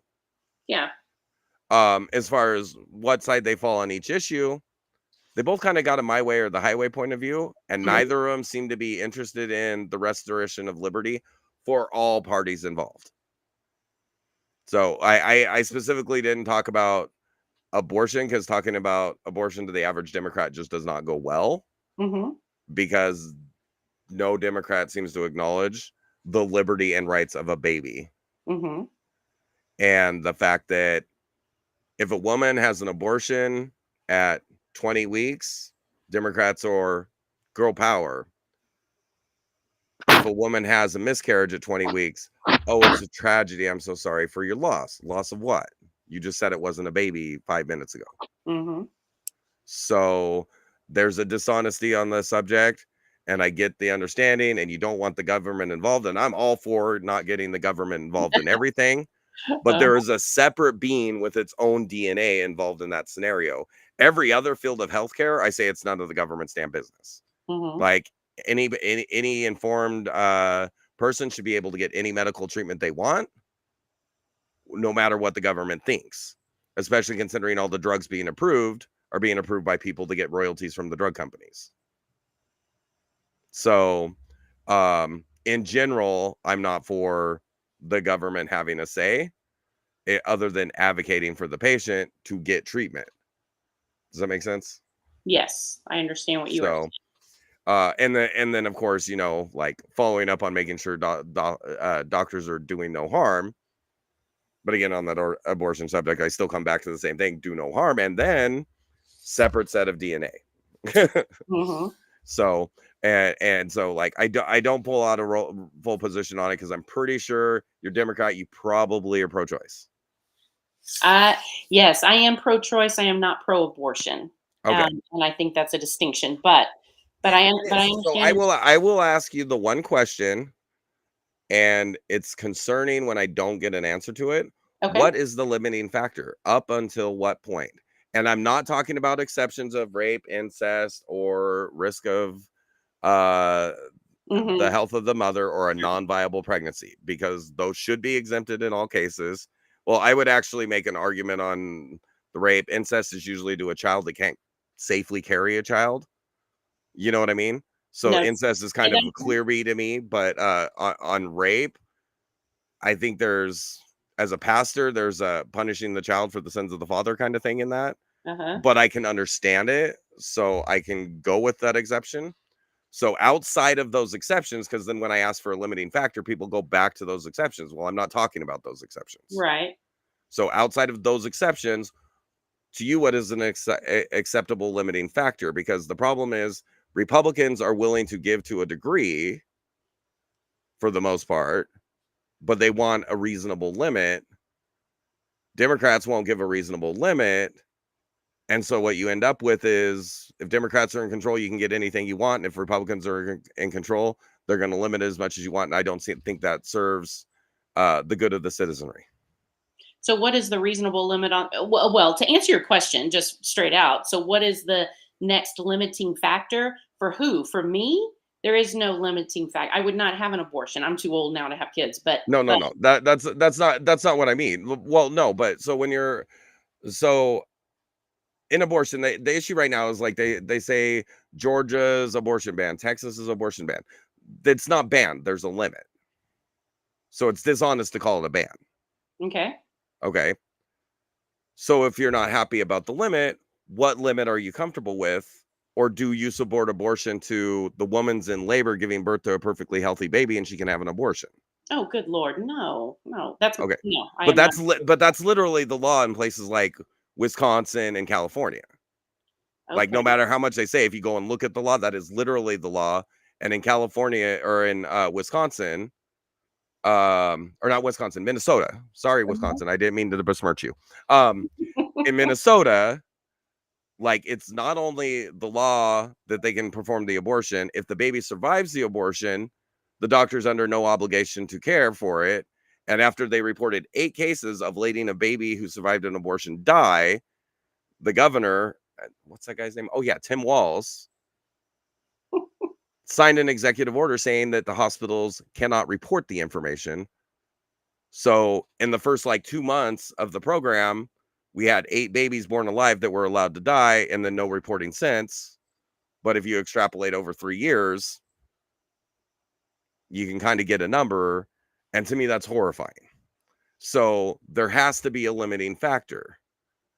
As you have presented it, yes, that is horrible, and I will go look that up when we are off of this call. But Yeah, it's um, one of the things I hate about Trump. He talked about it in the debate, but he could not freaking articulate it. yeah, And it's like he's good at coming up with some quips that go viral. hmm But when you're talking about an issue like that, you can't be quips. He should have literally stated, according to the legislation that you signed into law into Minnesota, XYZ, and then you signed an order that they can't report it so nobody can see how often it's happening. hmm And it would have been a lot different reaction if he had actually stated that, because nobody could refute that because it is actually the law. You know what I mean? yes. So So, what is the reasonable standard for the Republican side? Limiting factor. I actually think it does tend to vary by state, hmm which is why like the return to the states to me is actually kind of beautiful. Because the Constitution does say if it's not in the Constitution, it's decided by the states. Like that was the reasoning behind Dobbs sending it back to the states. hmm And even Ruth Bader Ginsburg said when she was still in before she passed, um, she said that if some action was not taken in Congress, eventually Roe v. Wade would be overturned because the case law supporting it was non-existent. I get that. At the same time, in Texas, we don't have it. We can't vote on it. So it's returned to the state, but it's returned to the governor's office. Well, but To it's not the say, governor's office because the legislature is what writes the rules, right? okay, so it returns to the lawmakers, but the people don't have a say in it? Mm. No, but they decide who their lawmakers are, which is why I'm giving you an opportunity to like put your position on it. Sure. Because if you're in the Senate, like if I think the current rules in Texas are a little unpalatable. Uh-huh. Like personally, and but despite the fact I'm a pastor and the Bible says I Mhm. knew you before you were in the womb, Mhm. which tells me that's a human being before conception even. And then like in every other field of biology, biologists say at conception is the beginning of life, but then when we get to humans we're like, oh well, we got to quantify when it's life, but not in any other creature on the planet. The most complicated, most intelligent, most sophisticated, now we're quantifying what's life. It's weird to me. Yeah. So do you not believe in the morning after pill? I'm okay with the morning after pill because the morning after pill prevents implantation. Okay. You can't imply that there's successful fertilization if the egg never implants. But there could be. No, but you get what I'm saying. Like you can water a seed hanging in the air; it's not going to grow into a tree if it's not Right. planted in dirt. You get what I'm saying? Yeah. Yeah. So yeah, so the seed can germinate, but if it's never planted, it's never going to become alive, and it's going to be. And in that case, in the natural process, if that egg doesn't plant, the woman's going to just have her menstruation and never know that she ever had a fertilized egg in her. Right. You get what I'm saying? I do. I understand. So in that, it's kind of an assistance to a natural process. But once the baby's implanted and growing and developing arms and legs, that's not really a natural process. If it's not a spontaneous abortion, which is actually the medical term for a miscarriage, it's Mm. a intentional abortion, then that's different. But I also think we have to be realistic. Um, And I think Europe, which is, it's ironic because the Democrats like cite Europe for so much stuff, but they don't cite Europe about abortion rights. Okay. Tell me about that. It's about 12 weeks. Oh, okay. Across Europe, it's 12 weeks. So it's pretty much first trimester. And the original arguments during the arguments for over Roe v. Wade and all that was safe, legal, and rare. And in the first trimester, more limited in the second trimester, and oh hell no in the third trimester. Right. But so this I'm glad you're willing to have conversations because I think you'll actually research this after I say this. Republicans take their wins and call it a day. Democrats take their wins, or like when there's a compromise, they don't take their win. They plan for pushing further their direction. You get what I'm saying? I hear you. Yes, I don't know that that's solely on Democrats. From an outside observer, that's how I look at it. Okay. Like that's how I see it. Because like Republicans get a spending cut or a tax cut, they're like, great. They're not going back the next year for another tax cut. Okay. What happens is a Democrat gets in power, the taxes go up, the Republicans get back in power, and they cut them again. That's a simple example. Okay. So if the Democrats get in power, they raise the taxes, they get reelected again, they raise the taxes again. Nothing's ever enough for Democrats, is the perspective from outside the party, which is why it's gotten to the point that Republicans fight so hard and they don't want to compromise anymore. Mm-hmm. Because if we compromise tomorrow, you're going to be going further. You get what I'm saying? Yes, I understand. So a compromise to a Republican is, okay, we compromised and it's settled. And to a Democrat, it's, we compromise, now we can push for the next step to get what we wanted all along. Uh-huh. So it's disingenuous, especially when they make an accusation of the other side not playing ball, because Democrats since Roosevelt have been in control like 70% of the time of at least some part of Congress. So 70% of the time, Republicans played ball or nothing would have gotten done. Mm-hmm. But whenever Republicans are in control, oh, they're fascists. And they've been doing that crap since Romney, so it's not new to Trump. Mm-hmm. So, and don't get me wrong, at the state level, I when we close out, I would say, please take a look at the things that the state government's doing, because there's a lot of appearance of impropriety going on at the state level. And we'll just say we have a certain state official that may or may not be the very top, who seems to just throw people under the bus every time like the corruption gets traced back to him. I'm just saying. Yeah. As you see, I have no problem taking my shots at Democrats. For sure. So, yeah. So, I mean, it's a hard question. As far as abortion, though, I did want to give you, even though like we're not going to agree on it. I can balance the idea of, medical necessity, all of this. But you said you're a mom, right? I am. I have 2 kids. Okay. So, when you had kids, you couldn't afford them. Oh, absolutely. Couldn't afford them. So using financial reasoning for abortion to me is appalling, because 90% of parents wouldn't have kids if you could afford them. Okay. So that's kind of a disingenuous. And then it's like, well, again, you're trading money for a life. Even if you call it a potential human being, maybe we'd already be living on 50 different planets if we hadn't aborted the next Einstein. Okay. So, and then I have the issue with, and my final point on abortion is, the entire idea of birth control and abortion was brought about by Margaret Sanger. Margaret Sanger was a eugenicist who did not want Black and brown people to have kids. She founded Planned Parenthood. Planned Parenthood is now 99% of their locations are in Black and brown neighborhoods, and 80% of abortions are Black and brown people having them. So when this evil person who wanted to get rid of Black and brown babies is getting the result that she's getting rid of Black and brown babies, to me, that's a problem. Yep.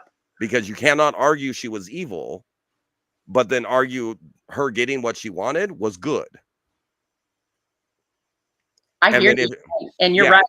I'm going to go look that up because I don't. And then if you look at the statistics, if it had not been for Roe v. Wade, there wouldn't be 40 million black people in this country right now. There'd be closer to 80 million.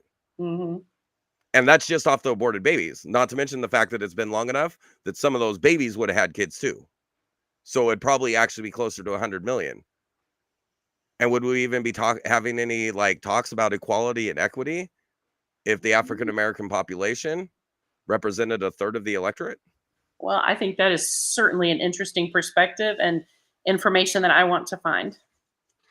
So, yeah. So, and that's the biggest thing that bothers me about it is where it came from. Mm-hmm. So, Democrats like to throw Hitler-esque. I'm not saying you. I'm saying the establishment. Mm-hmm. And we know that doesn't represent every Democrat, which is why I still have conversations with Democrats. They throw stuff like, oh, that's Hitler-esque, that's Hitler-esque. There is nothing more Hitler-esque than killing babies you don't want. Because that was one of the first things he did in Nazi Germany. Yeah. Okay. So it's a hard argument. That's why, and that being said, I can still meet at a middle ground. I wouldn't say I'd be comfortable even at 12 weeks because I don't like the idea at all, but that's a good middle ground. You know what I mean? And there's no reasonable way a woman should not know she's pregnant by 12 weeks. Mm-hmm. I think that does happen sometimes, but they're on drugs. Not the rule. They're on drugs. Yeah. Well. But then we're having somebody on drugs make decisions. Mm-hmm. You know what I mean? I do. So, and then the fact that we have a clear dichotomy in this country where protesters outside an abortion clinic get arrested, people that firebomb pregnancy planning centers that help people that don't want to abort a baby, the people that firebomb those places, nothing happens. And all the footage from the surrounding security cameras in the area always magically disappear. Where I am not aware of those situations. So where and when was that happening?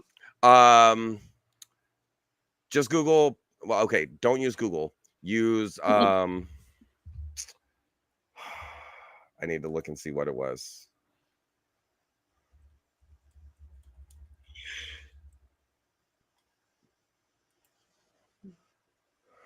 Mojik is one. There's several. Look first for unbiased search engines and then try searching through them. Gotcha. Okay. Because you can find it on Google, but you're going to have to go to page like 50. Got it. So, and these are real crimes that happened. They were actually reported. And then if you go and do FOIA requests for the information regarding the investigations, they were never resolved because all of the places that had security cameras, the security cameras were not operating. Wow. Every single time. Yeah. So anyway, so I think that was good. So give me your finish. I mean, Austin's a tough tech hub. You're close to that. I don't really want to talk too much about that because I actually don't like Austin being a tech hub. Uh-huh.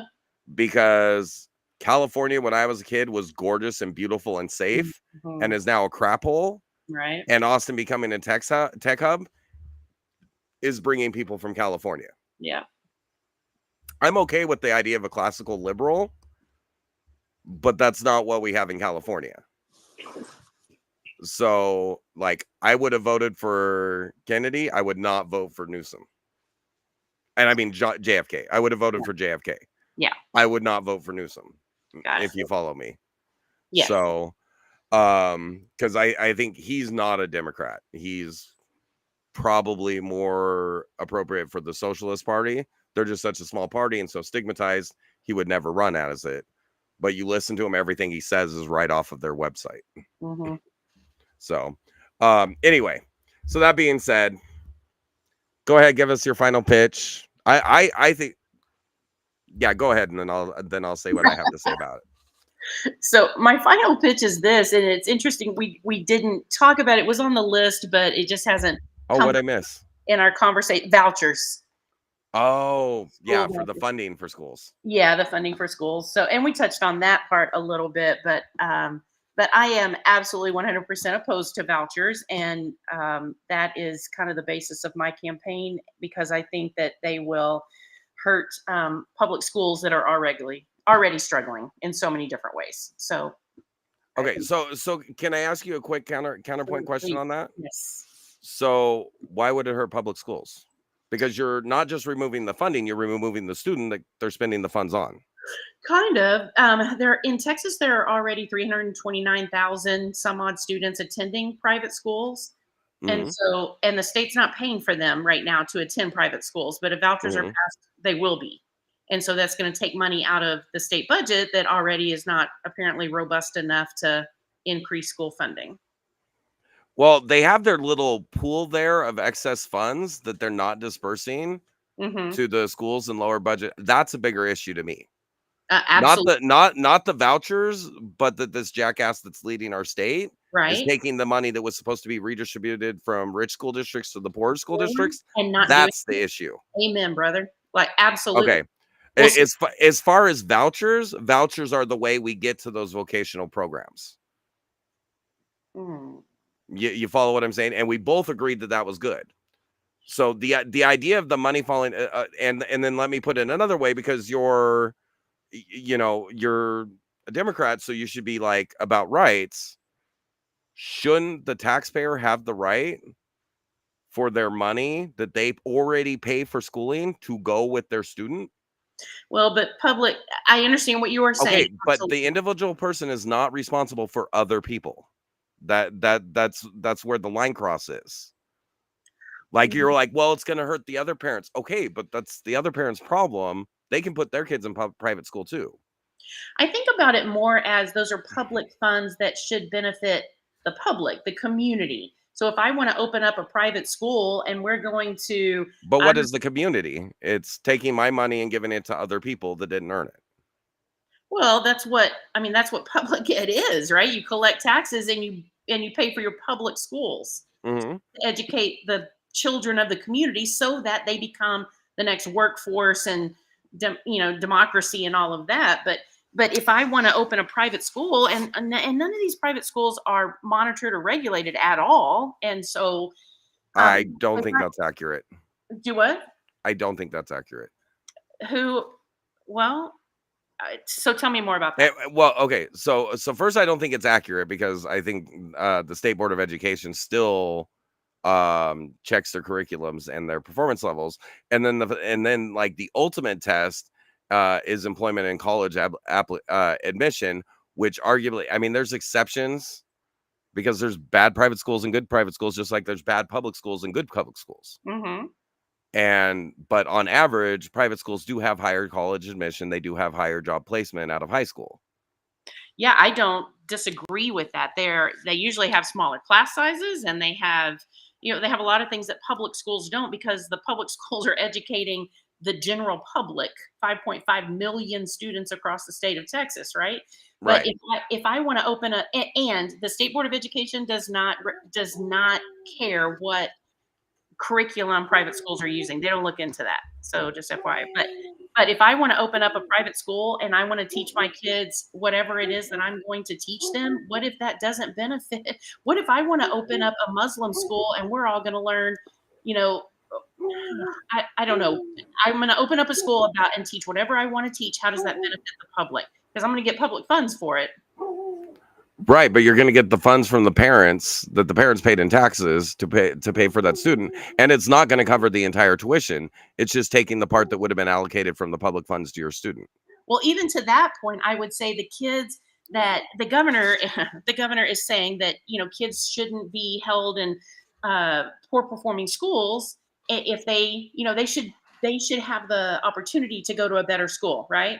But the parents, those kids aren't going to be able to go to take advantage of the voucher program because there's not going to be any transportation. The tuition is not going to be covered in full. There's not any kind of special services.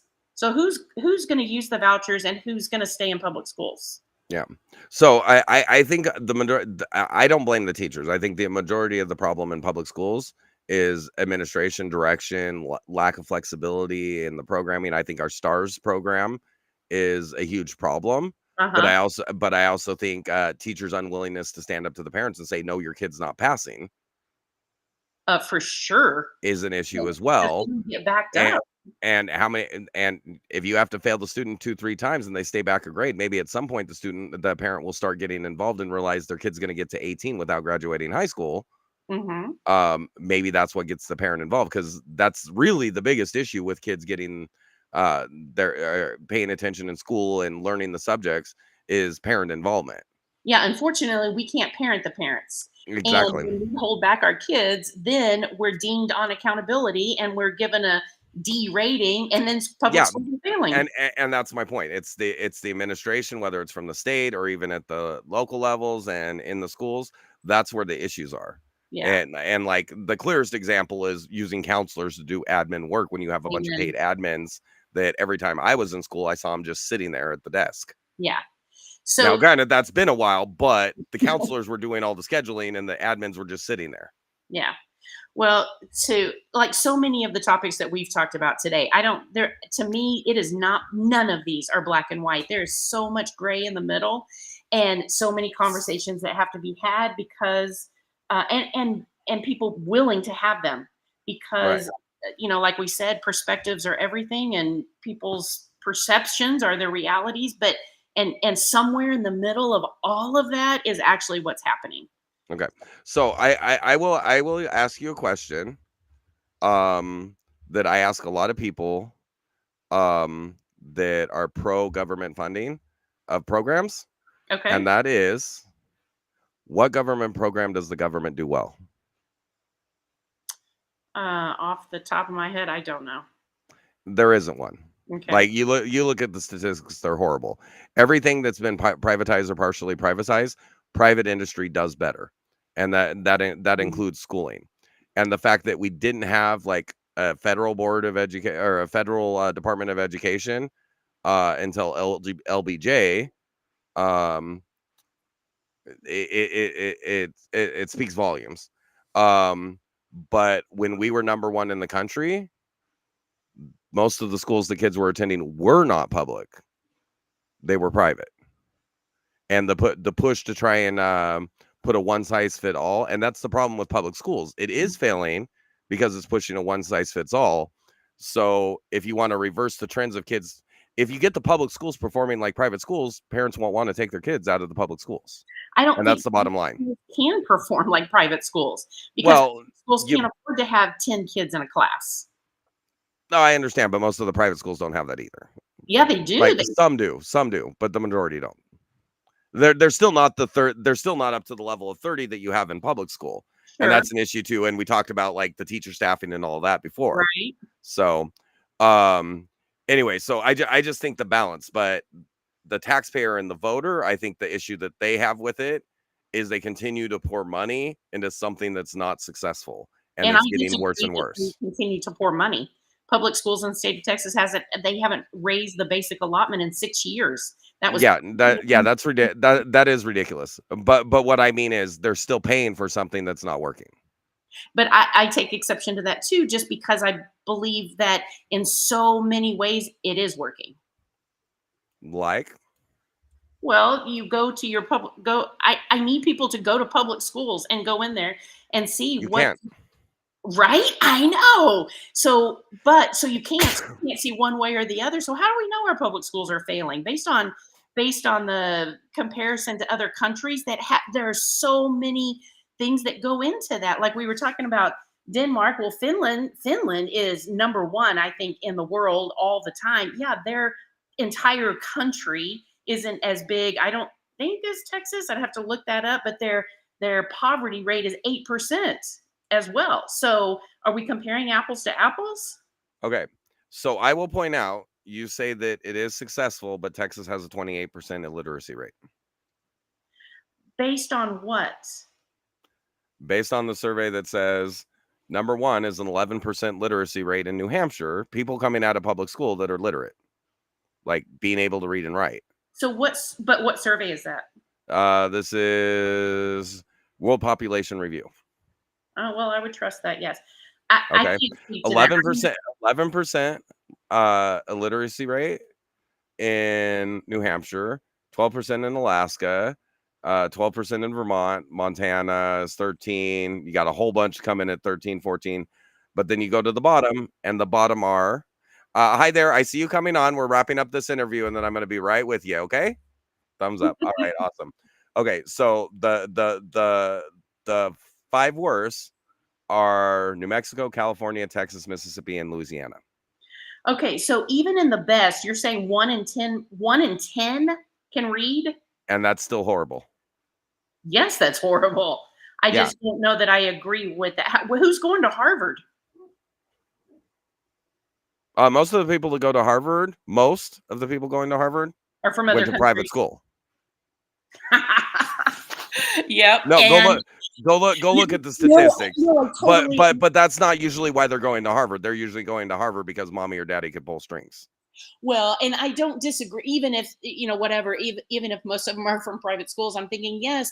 And those parents have the resources and all of the things that go with that. They are not suffering from the or dealing with the ramifications of what poverty brings. Yeah, Right. So these absolutely. kids have experiences and Hey, money. And, grew up a poor farm boy. yeah, Grew up in public education, came out with a 4.3 GPA. that's awesome. Yeah, when I got expelled and ended up getting a GED 3 years later.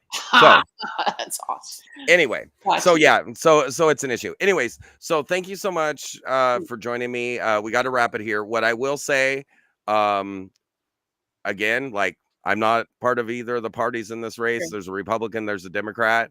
To me, the defining factor of a good candidate is somebody who's willing to have conversations with people they may disagree with on topics that are hard and can be emotional and still be level-headed about it. So to me, Dr. Fox is definitely a good consideration. So when you guys vote, look more into her, look at her opponent as well, because I suggest doing due diligence. Don't just vote the R, vote the D. Amen. Look at the candidate. I think she's even movable in some of the areas where a Democrat might be unwilling to be flexible. So well, I appreciate that, and I appreciate the opportunity to have these conversations. It's been exhausting and fun.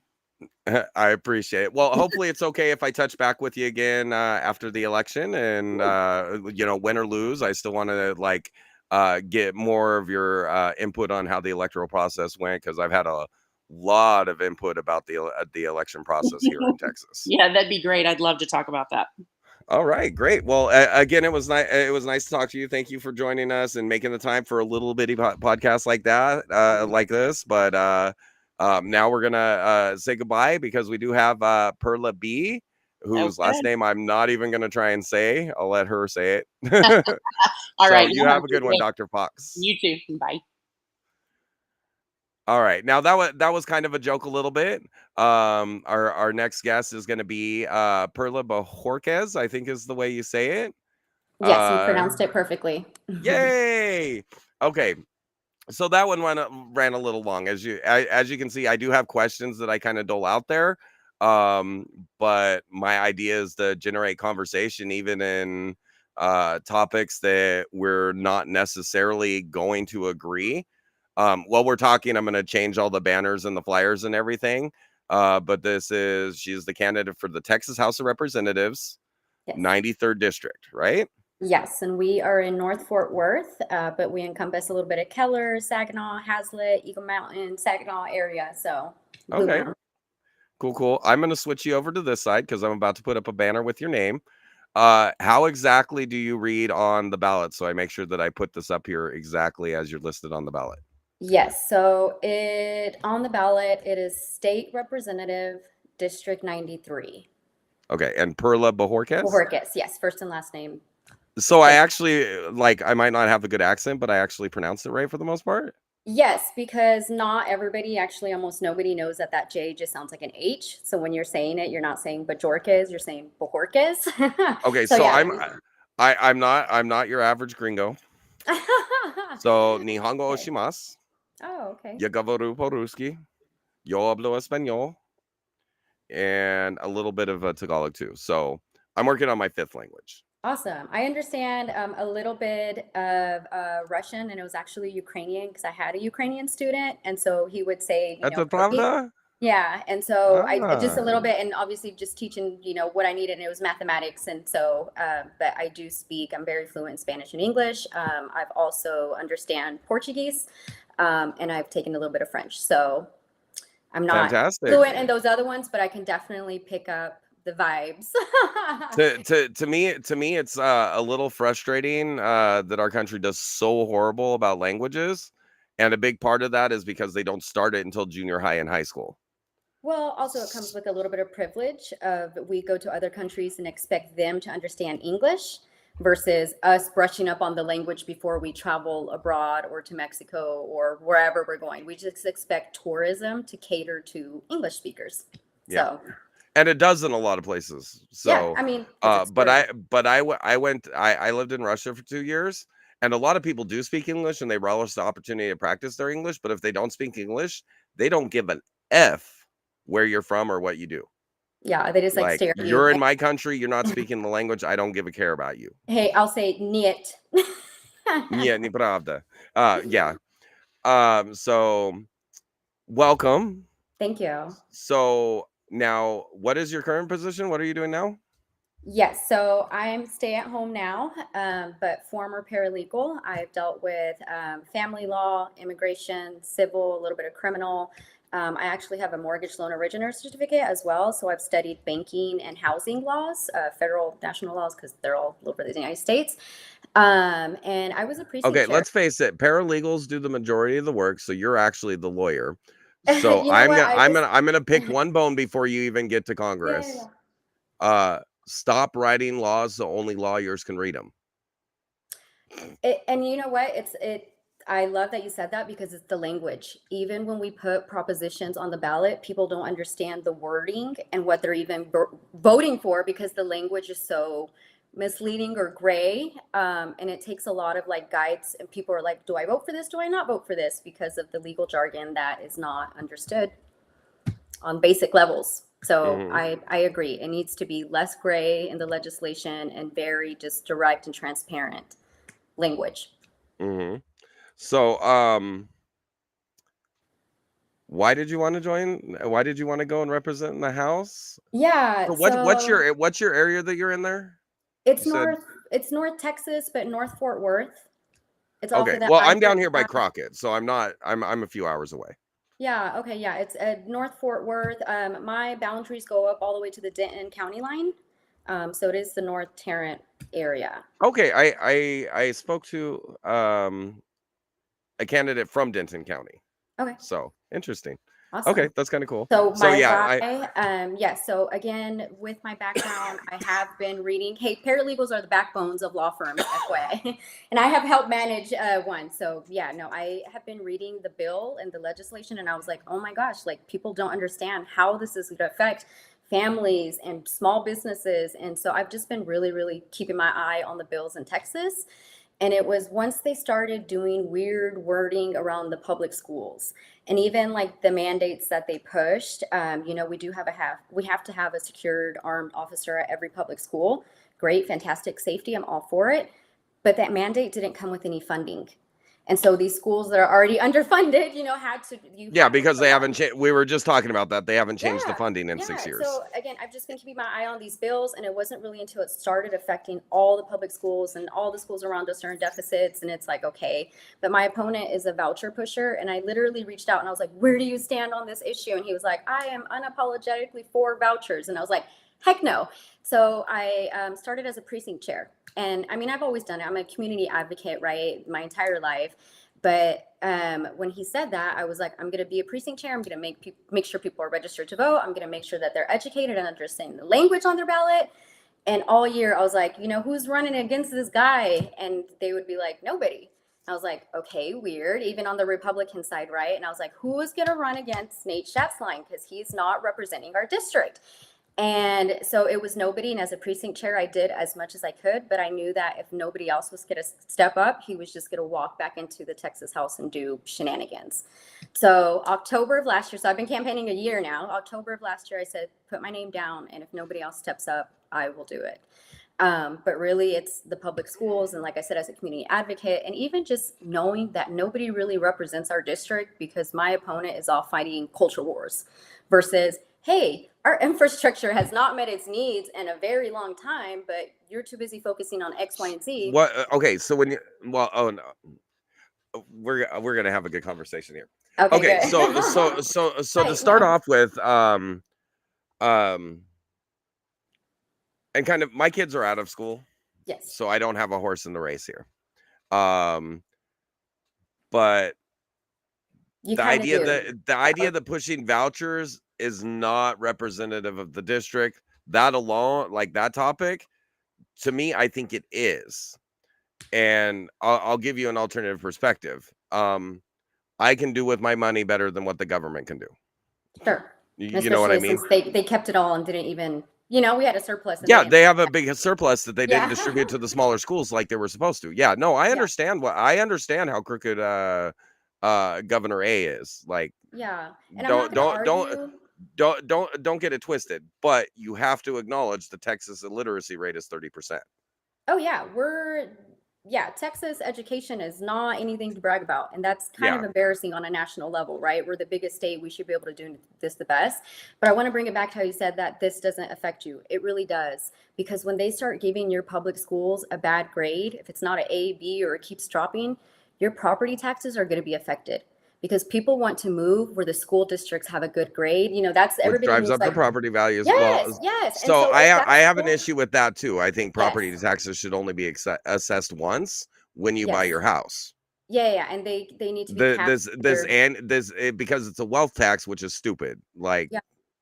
And then there's like zero limits, and it goes back into like people who are even trying to afford the homes to buy. Well, Like they don't and know the- what they and can the afford people- a year later if it goes up, and Yeah. they're stuck. well, and then the person deciding the value of the house is getting paid from the money that's collected from that house. Yeah. That's a So, conflict of interest. So yeah, property it's disgusting. taxes- Yeah, property taxes are irate here in Texas, and we don't dare say income taxes, which is fine, but we need to find revenue from not taxing people out of their homes. So anyways, back to I'm schools. actually okay with a sales tax Mhm. if there's a refund possibility for lower income people Just lower income people. on a rebate for an income tax or for a sales tax. Yeah, Sales tax. Okay. Yeah. for a sales tax. I think you just start getting into that like gray area, like why not me? Like why did they get a refund and not me? That's why I'm like, what? Yeah, I'll answer that question. Everybody should pay taxes. We're being nice because they like make less money for you than you. So go away. Yeah. Like you Yeah. got to say no. And you're a Democrat, right? Yes. Democrats have a hard time saying no, and they keep widening the net. You've got to say no. And you so know? I'm like, again, just the jobs and my being responsible. I'm very fiscally conservative. I'm always asking like, how much is that going to cost? And who's going to pay for that? Like I'm very, And very and I aware. appreciate that. Yeah, and that's when it starts going into like these social programs will cost this much, and this is the funds that they're kind of like. So I get what you're saying. When you're a Democrat, they're usually like, yeah, let's fund this, and I'm like, whoa, how much is that? Can I give you a suggestion that would get rid of all state level taxes entirely? What is your suggestion? The state of Alaska has no state level taxes. Instead, they have an oil revenue fund where anybody who pumps or transports oil pays into the fund. And there's so much money left over, everybody in the state gets over $2,000 a year from the preventive fund dividends. Hey, you're going to have some oil people coming after you for making these comments, because Texas, that's the economy, like they. Yeah, it's the economy in Alaska too, and it funds the state. Yeah, that's interesting. Yeah, in Texas, it just feels like, it's all corporation, no small business benefits, no homeowner that's great. benefits. Yeah. There's a trade-off. You're no longer going to pay property tax to the state, Mr. Business, but oil revenues, that is Texas's resource, and you're going to pay Texas for it. Yeah. No, I agree with that. So, and then as a Democrat, you should be able to get behind this because the golden gem of social programs is always like annotated to Scandinavia. Mm-hmm. All of those programs, well, in addition to like a real tax rate of like 60 to 70%, primarily those were paid for by a sovereign wealth fund from oil royalties. Okay.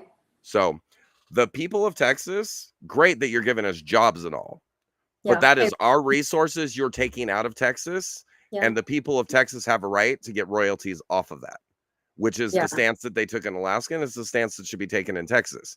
If you get that passed, you can get rid of every other state level tax because we pump more oil than Alaska. Yeah.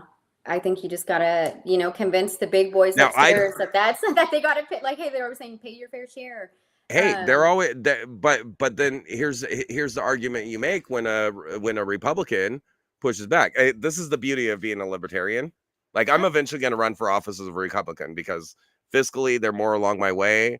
A lot of the freedom stuff, they're more with that. But then on a lot of the social stuff, I'm more with the Democrats. Yeah. But when it comes to how you pay for the bills, the fact that government doesn't even operate like a household is confusing, much less like a business. Yeah. And then there's a whole lot of places where the government is in business and they should not be. Yes. And then they like go and keep taking back to the well. Like, auto taxes are ridiculous too. Like, why do you have to pay a tax on the vehicle you bought over and over and over again? I'm just thinking about having to insure my 16-year-old son, and that's going to skyrocket her freaking insurance payments right now because insurance companies don't have they don't regulate them like they should. So what insurance companies do is have rates go. So okay, so my response to that is applicable both to, and this is where the lawyers in Congress are a problem. So surprise. the problem with insurance is lawsuits. Kinda. I mean, personally negotiated settlements are not the primary outlay. Yeah. $10 million settlements because of an accident are the outlay. Okay. Yeah. $10 million, and in healthcare, $10 million judgments in a malpractice for something where the person has and this, it's very specific. There are atrocious ones, but there's not a lot of argument for somebody who was making $50,000 a year having $10 million in damages from something. And I just think of like all the attorneys that are making millions and millions of dollars. Yeah. I'm like, cool, that's driving all our rates up. Like, stop it. Tort reform. Again, that's a freaking economy. Yeah, tort reform. Own, really. So tort reform is the solution for home insurance. It's the solution for car insurance, and it's the solution for health insurance. Yes. And why does it ever get passed? Because 80% of the members of all state legislatures and the national legislature are lawyers. Mm. And if they ever get voted out of office, they want to go back to work and make those millions of dollars. Yeah. So they're voting in their own best interests. Which that itself should be unethical, right? Be like, hey, you're not. Yeah, there should be a single person who practiced law voting on a bill on tort reform. Every single member of the Senate and the House should be recusing themselves from that vote because they cannot ethically vote on it. And it's like, everybody else. What accountability committee is going to handle that? Like, hey, you got to step aside. Like, we can't get anybody to step aside. Well, when I run for Congress, that's going to be one of the first bills that I propose, that you can't vote on anything that had anything to do with your previous field of work because you're likely to return to it. Yeah, just ethics in general. Yeah. So yeah. That is a good suggestion because. And if you do vote on something that impacts your field of work, you're out of office. I also have if you vote to spend more money than we took in last year, you can't run for re-election. So just better budgeting. Well, if you tell them they can't stay in Congress, then you either get rid of them for somebody who's going to know that's the rule and go in and try and make that budget work. And we might have to cycle a few Congresses to get there, but we will get there. Yeah. But I'm willing to bet the multimillionaires that became multimillionaires while sitting in Congress, and we have it going on in the State House as well, people getting rich off of a hot dog cart while they're making $7,000 a year in the Congress. Make that math make sense. Oh, I know. And it goes back to the $7,000 a year. I feel privileged just to be able to run, that we can afford for me to campaign and afford for me to be out of this area for those few months. That's why it is what it is, because usually it's just retired, older, or like you said, all those attorneys that can schedule their time away from the office. It's like you have a division on who can even be privileged enough to run. Yeah, I'm lucky. I'm a kept man. I got my sugar mama. No. The reality is I retired when I was 37, and I do this and that and the other thing. And Like my retirement's long since taken care of, so all I really have to focus on is providing my day-to-day needs, because I did a really good job after my first divorce. Did a really good job locking up my retirement so nobody could get their hands on it. Unfortunately, that included me. And 10 years later, when I retired, like 30 years early, I'm like, oh shit, I can't get my own money. So I kind of just scoot along, but like my property taxes are 150 a year at my house, and like my house is built, my mortgage is paid off, my car will be paid off next year. Like I don't have a lot of financial concerns. So when it's time to run, I can run. And Yeah. if people say, oh, well, why do you have a right to say on it? I'm like, well, I'm not even going to talk about education, because education doesn't mean a damn thing about what you know, but I got debt free. So let's do it for the country. Yeah. Definitely. And So, I think a lot of that goes to financial literacy as well. mhm. A lot of people, they see $1,000 extra in their account and they're like, let's blow it, right? Whenever we Oh, get the income last gal, tax. she's been in the schools for 14 years, and I forgot to ask her, like, why don't you guys teach kids how to do taxes, how loans work, It's financial literacy, budgeting? and it's not a priority, but Oh, so, and then yeah. it goes into culture as well, like did your parents know about freaking trust funds? Like mine didn't, mine luckily, so my parents are from Chihuahua, Mexico, and my dad got Mhm. his citizenship in Oklahoma in the 80s through the Reagan immigration reform. So I was born in Oklahoma. But they didn't have Okay, credit I cards. have to say to my audience, you cannot vote for this woman. She's from the birthplace of those demon dogs. No, I'm kidding. I'm kidding. Hey, I I'm was kidding. born I'm in kidding. I'm kidding. red dirt in America, okay? As American as they come.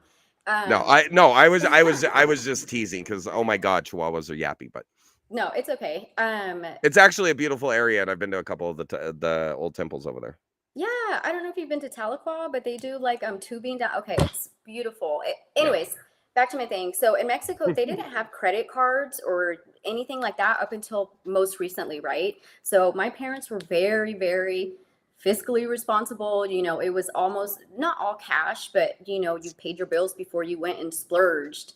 And so when you grow up with family like that, then you kind of understand, hey, we need to have the money before we're spending the money. But now I think the culture is like, hey, I got a credit card, let's go max it out, and then not really understand, the rates that those credit cards come with or all the responsibilities. So I also think, like I said, it's a cultural thing. Like if you grow up in a household where your parents teach you a little bit of financial literacy, or even just watching what they did, then I think it sets you off on a different path. And I Sorry, my think, dog decided he needed to join the party. oh, it's okay. I don't have any dogs anymore, but we love animals. Anyhow, so I don't know what got us off on that tangent about being. Well, no. So, and I think it's funny. So, you want a little rabbit hole fun? Sure. I'm like, yeah, So, Google something let's see later. here. What's the best thing for the government, for people to keep working and paying taxes as long as possible? And what's the best way to do that? They make bad investments for their retirement, and they rack up a bunch of debt so they can never afford to stop working. My golly, I think we have a strategy to keep people working for 80 years. It's that workforce. And also just like, we were talking about the corporations earlier. Last year, there was a proposition for us to have subsidies for like the energy companies. I'm like, why the heck are we subsidizing them? Like they got money. Why are we subsidizing? Yeah, they should be paying the state, not the other way language around. was confusing. And so people were like, yes. And I'm like, it's not good. Like, but it also I'm opposed to subsidies 100%. Private Yeah. enterprise should not be given government money, because it's not the freaking government's money. It's my money. Why do I need to give money to a big corporation? If they want their money, they can make a product I want to buy. Yeah. And so this goes to, my parents, their water and electricity in Mexico right now, they will pay like $30 for like 6 months for water, Mhm. and they pay maybe $40 for like 3 months. I'm like, how are they getting charged that much? And our electricity bill is like $300 a month. Our water bill is atrocious because we have to keep up with the Joneses and have green grass, or else we look like the garbage house on the block. Like, Or you get the flip side, like the last girl was talking about, their HOA won't allow them to water the lawns, but now they're being fined $1,500 a month because their trees are dead because they can't water them. Well, the city of Fort Worth sent us a letter saying you guys are watering too much and we're going to fine you because, and I was just like, we haven't changed anything. Like it set them on a system. So what I'm saying is, why is it so much more expensive to live and breathe here than it is I'm not going to call Mexico a third world country, but you know, other countries can afford to do it better. And then we're here subsidizing those corporations. I'm like, no, there's like something broken in the chain here, because there's no way that we're paying so much more and still giving them our money to function. Okay, so you ready to have your mind warped by the person who actually went to school for accounting? Yes. Taxes. So taxes. So every wire that's out there that transmits goes from a raw material to a metal to little wire threads to a plant that makes them into actual coated wire so they can be strung up by crews. Every single one of these businesses is being taxed. So if you have a 10% tax on them, once it makes 10 stops, you've got 100% tax. Yeah. They don't do that in Mexico. Yeah, they just kind of handle it for the residents, take care of it. So and that was why our tax system worked beautifully for 150 years until Roosevelt decided he was going to keep the war tax in perpetuity, and we're now still paying the employment taxes. Yeah. Prior to that, it was strictly 100% tariffs. So so that's part of the problem with the expenses. Another part of the problem is nobody regulates refining capacity. So the reality is wind farms and solar panels produce energy more expensively. They do. It costs more to get them up. Their lifespan is shorter, and then they have to be replaced. So while the energy they're producing is cheap as they're producing it, when you average out the cost, it's like 5 times more expensive. So it's costing us more for them to save, like on what it looks like they're saving on a daily basis. And then all of the production of the parts to replace the parts that break constantly creates more pollution than if you had just used fossil fuels to generate the power to begin with. And there are two net zero ways of producing energy, and they are nuclear and hydroelectric. We don't have a lot of we don't have a lot of big, my brain's like freezing on me. We don't have a lot of big rivers. Oh yeah. So the hydroelectric issue is kind of an issue. But we have a ton of space where we can build a lot of nuclear power plants that are nowhere near people. Yeah. And yet we have how many nuclear plants in Texas? I've never seen one. I was going to say, I don't think any. Hey, but you say that we're nuclear in Texas, and I'm like, we can't handle that responsibility. Like, I just feel like. Well, no. So we have an advantage that other states don't. We do have broad areas that don't have earthquakes where we could store the waste. Yeah. And they are now like beginning to work on bacteria that can actually eat nuclear waste. So eventually technology will catch up to that problem. Yeah. But it is the safest energy production method that we have. Hey, you say we don't have earthquakes, and I just think of like the drilling, and obviously they haven't said drilling causes earthquakes, but I just feel like since we do so much drilling, you're talking about hydraulic fracturing. Yeah. So the issue with that is what's pushing the oil out of the shell, because they're like, oh, you're taking all that oil out of the shell and now it's unstable. But they're replacing it with the water sludge. Yes. So they're filling the same space with the same volume of liquid. So you get like the But then you have those orphan wells that nobody's taking care of. I think it's responsibility and accountability. Like, let's hold these companies and corporations responsible and accountable for the job that they're doing. Yes. Well, and then the other issue that we have is like for the energy expenses, most of the oil that's produced in Texas can't be refined here. Oh, what are we doing with it? So we sell it on the international market, and then we buy oil from other places that our refineries can handle. Hey, you said international market. I thought you were going to say on the internet. I was like, oh God. No. So then what happens is, like, the oil companies don't want to invest the billions of dollars that it costs to build a refinery, because whereas China decided they needed a new refinery and they built one in 3 months, it takes at least 2 years to break ground in the US. Oh wow. By the time they complete it, they may get their project shut down because the new administration gets elected. Yeah, and really just all the money. Like the pipeline that the company spent millions of dollars to bring us extra oil to lower our cost here coming from Canada got shut down. Yeah. And then, like, when you factor in environmental concerns, we have the cleanest energy usage in the world, and we're not the main producers of pollution. China and India are, and they don't have our standards, and we're not going to get them to our standards, because guess what? If I can throw 1 million cubic tons of carbon into the air and my child has a good life, I'm throwing that carbon in the air. You're not going to convince poor people to not be poor. And that's what fossil fuels do, is raise people out of poverty.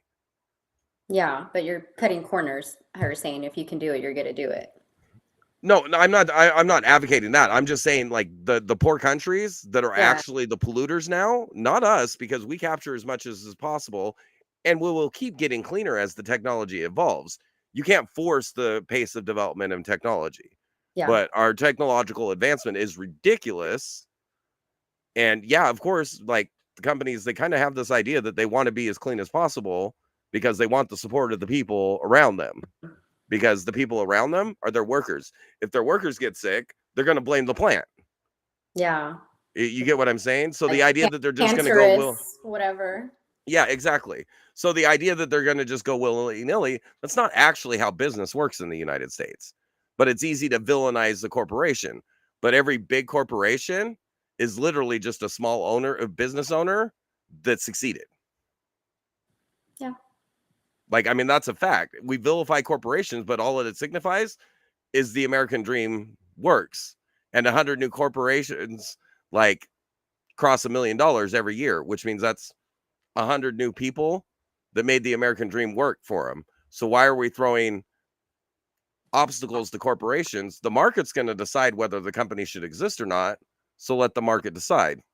And if everything that the government meddles in gets more expensive, because every regulation we also throw on a fee.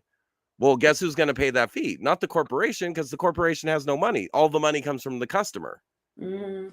So if you charge this to the company's now charging the customer. Yeah.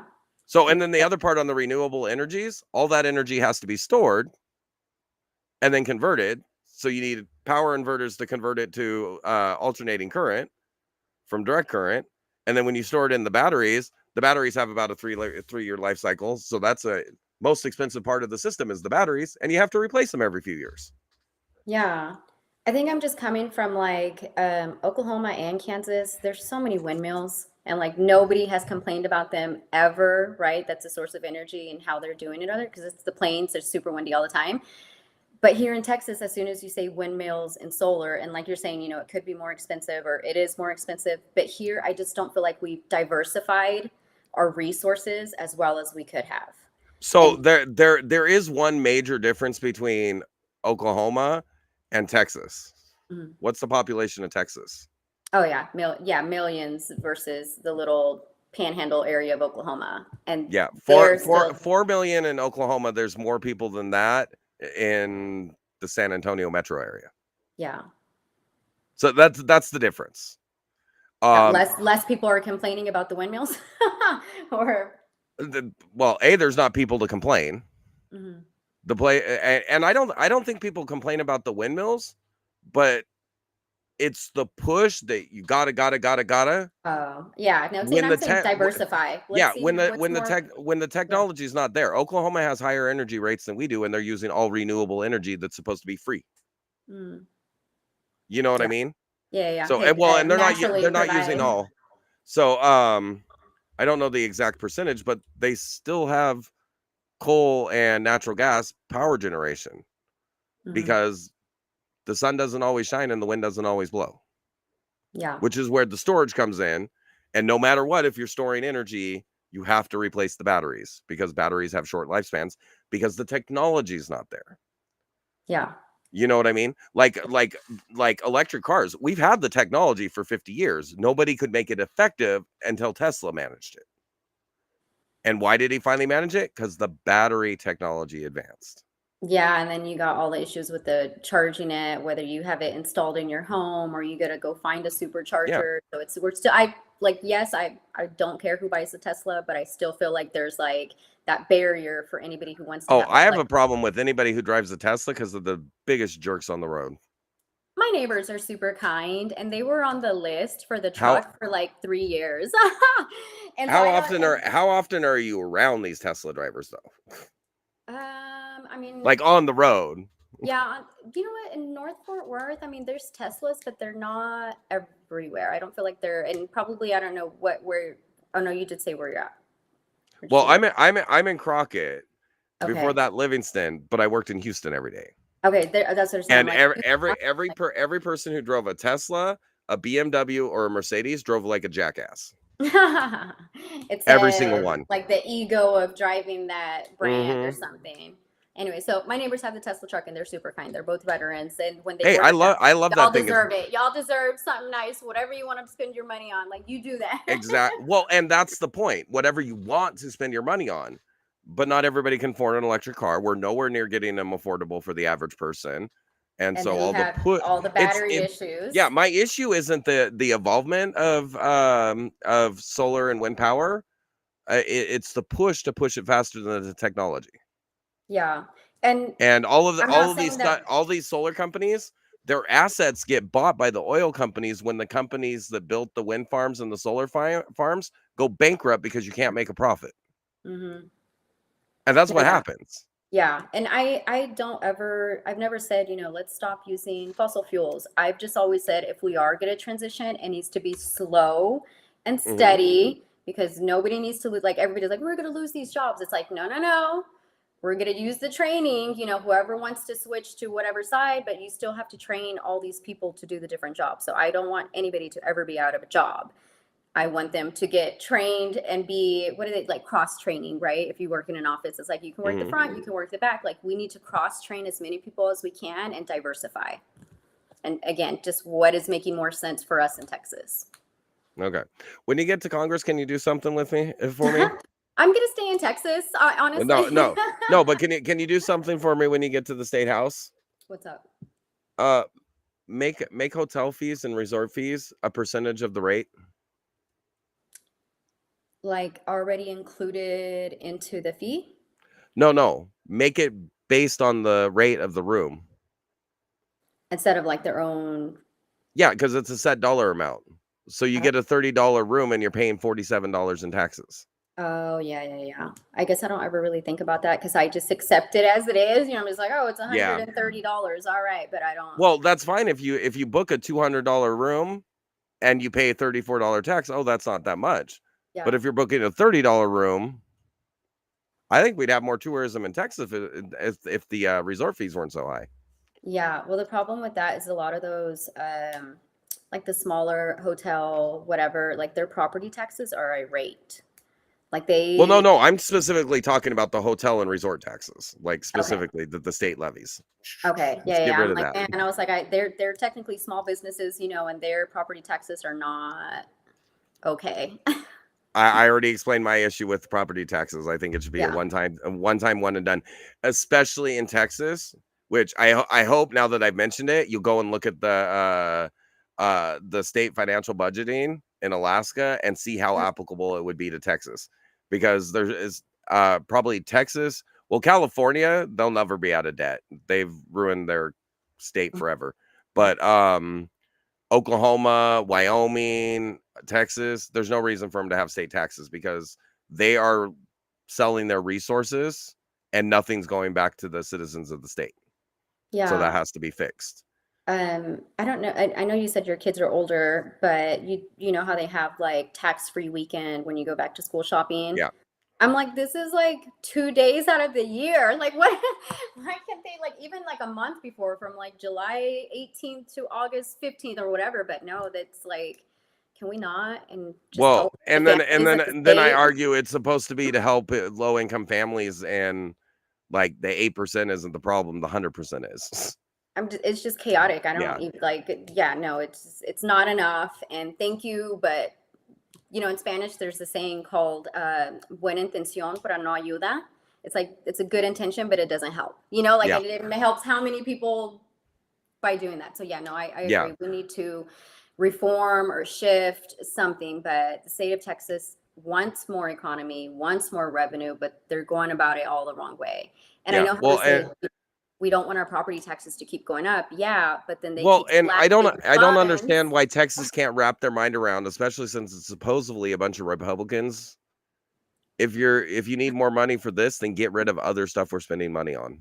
Yeah.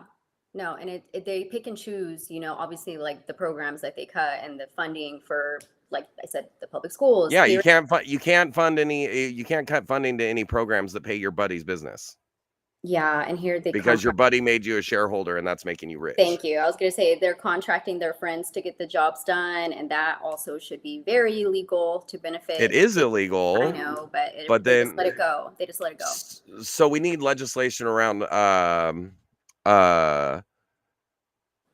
State contracting and government no, contracting. law enforcement. The laws exist, but I'll Who's give you a great enforcing it? example. Paxton. No, I'll give you an example. In our country, the law says if you are not born here, you have to have ID proving you have legal right to be here, meaning you have a visa on you at all times. And if you're a permanent resident, that's actually just a long-term visa. Yeah. So you have to have that visa on you at all times. And if you don't, you're immediately deported. Okay. So how do we talk about illegal immigrants if the law says you have to be deported? Because then it comes down to enforcement. Yeah, and then it gets really confusing because Americans, I mean, if you drive, you have your driver's license on you, right? But if you're the passenger person and you're not, I mean, I think men always carry your wallet, but as a woman, like if I'm like, do I need my purse? Yes or no? Like, and then leave it behind, I'm sorry. I got two sisters. If you're not carrying your purse, it goes right here. Don't lie.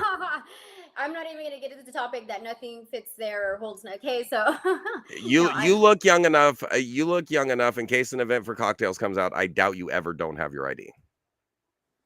I'm about to be 38, so I mean, and I'm the youngest of three, so I've always kind of relied on my sister to like handle everything, and I'm like, oh, but no, you usually, but like if you're gonna go to the bar, you're still gonna have your ID even if you don't want to carry a purse. Yeah. So anyway, but the legal requirement for somebody in our country, and it's the same anywhere. When I lived in Russia for 2 years, like if they heard me or your visa or you can probably see I'm like mostly German, so I have kind of the Germanic features and it kind of blends in Russia.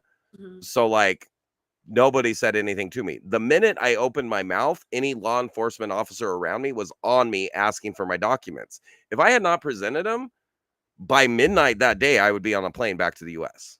Yeah, well, it's almost the same when I go to Mexico because I still go every year. But at the port of entry, you have to. Well, if you fly into Mexico, you have to do your little immigration piece of paper.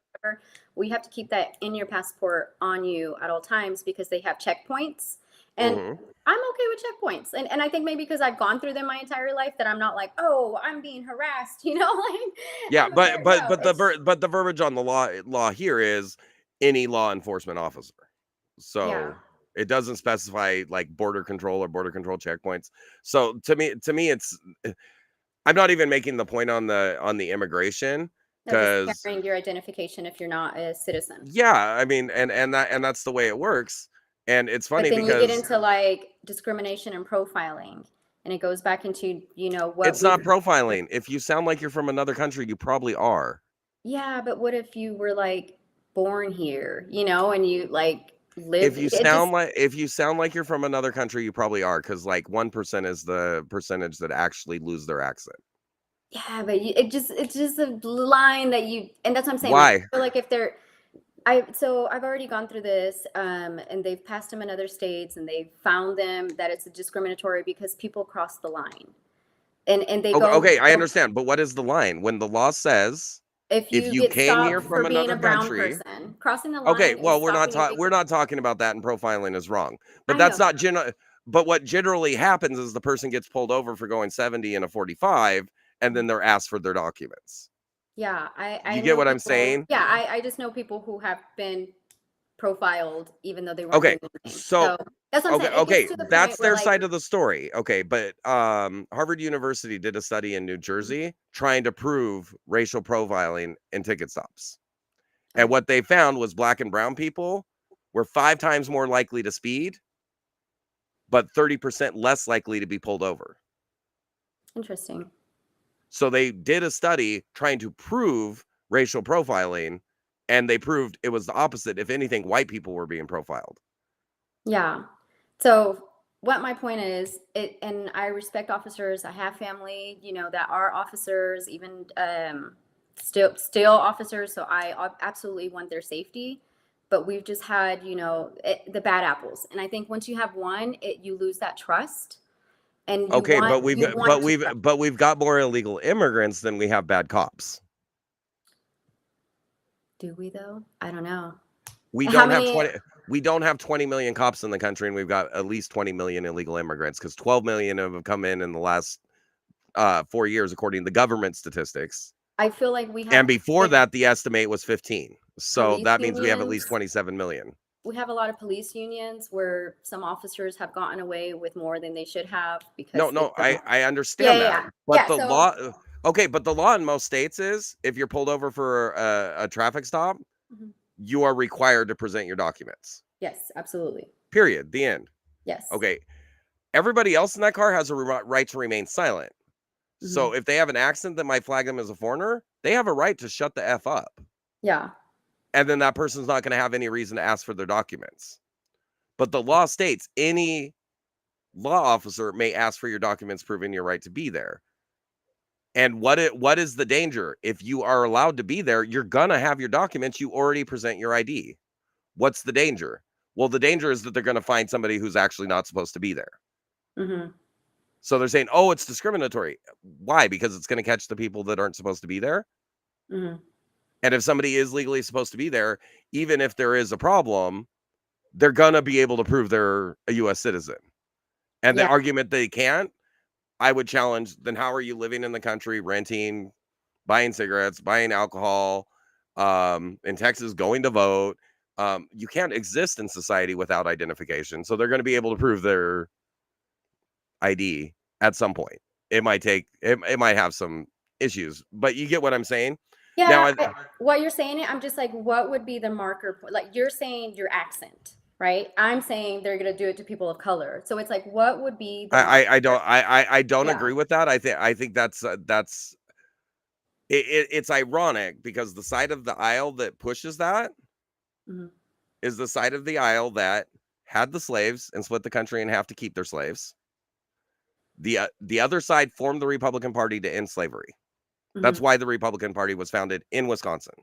Mm-hmm. Like, that's the facts. Yeah. Okay.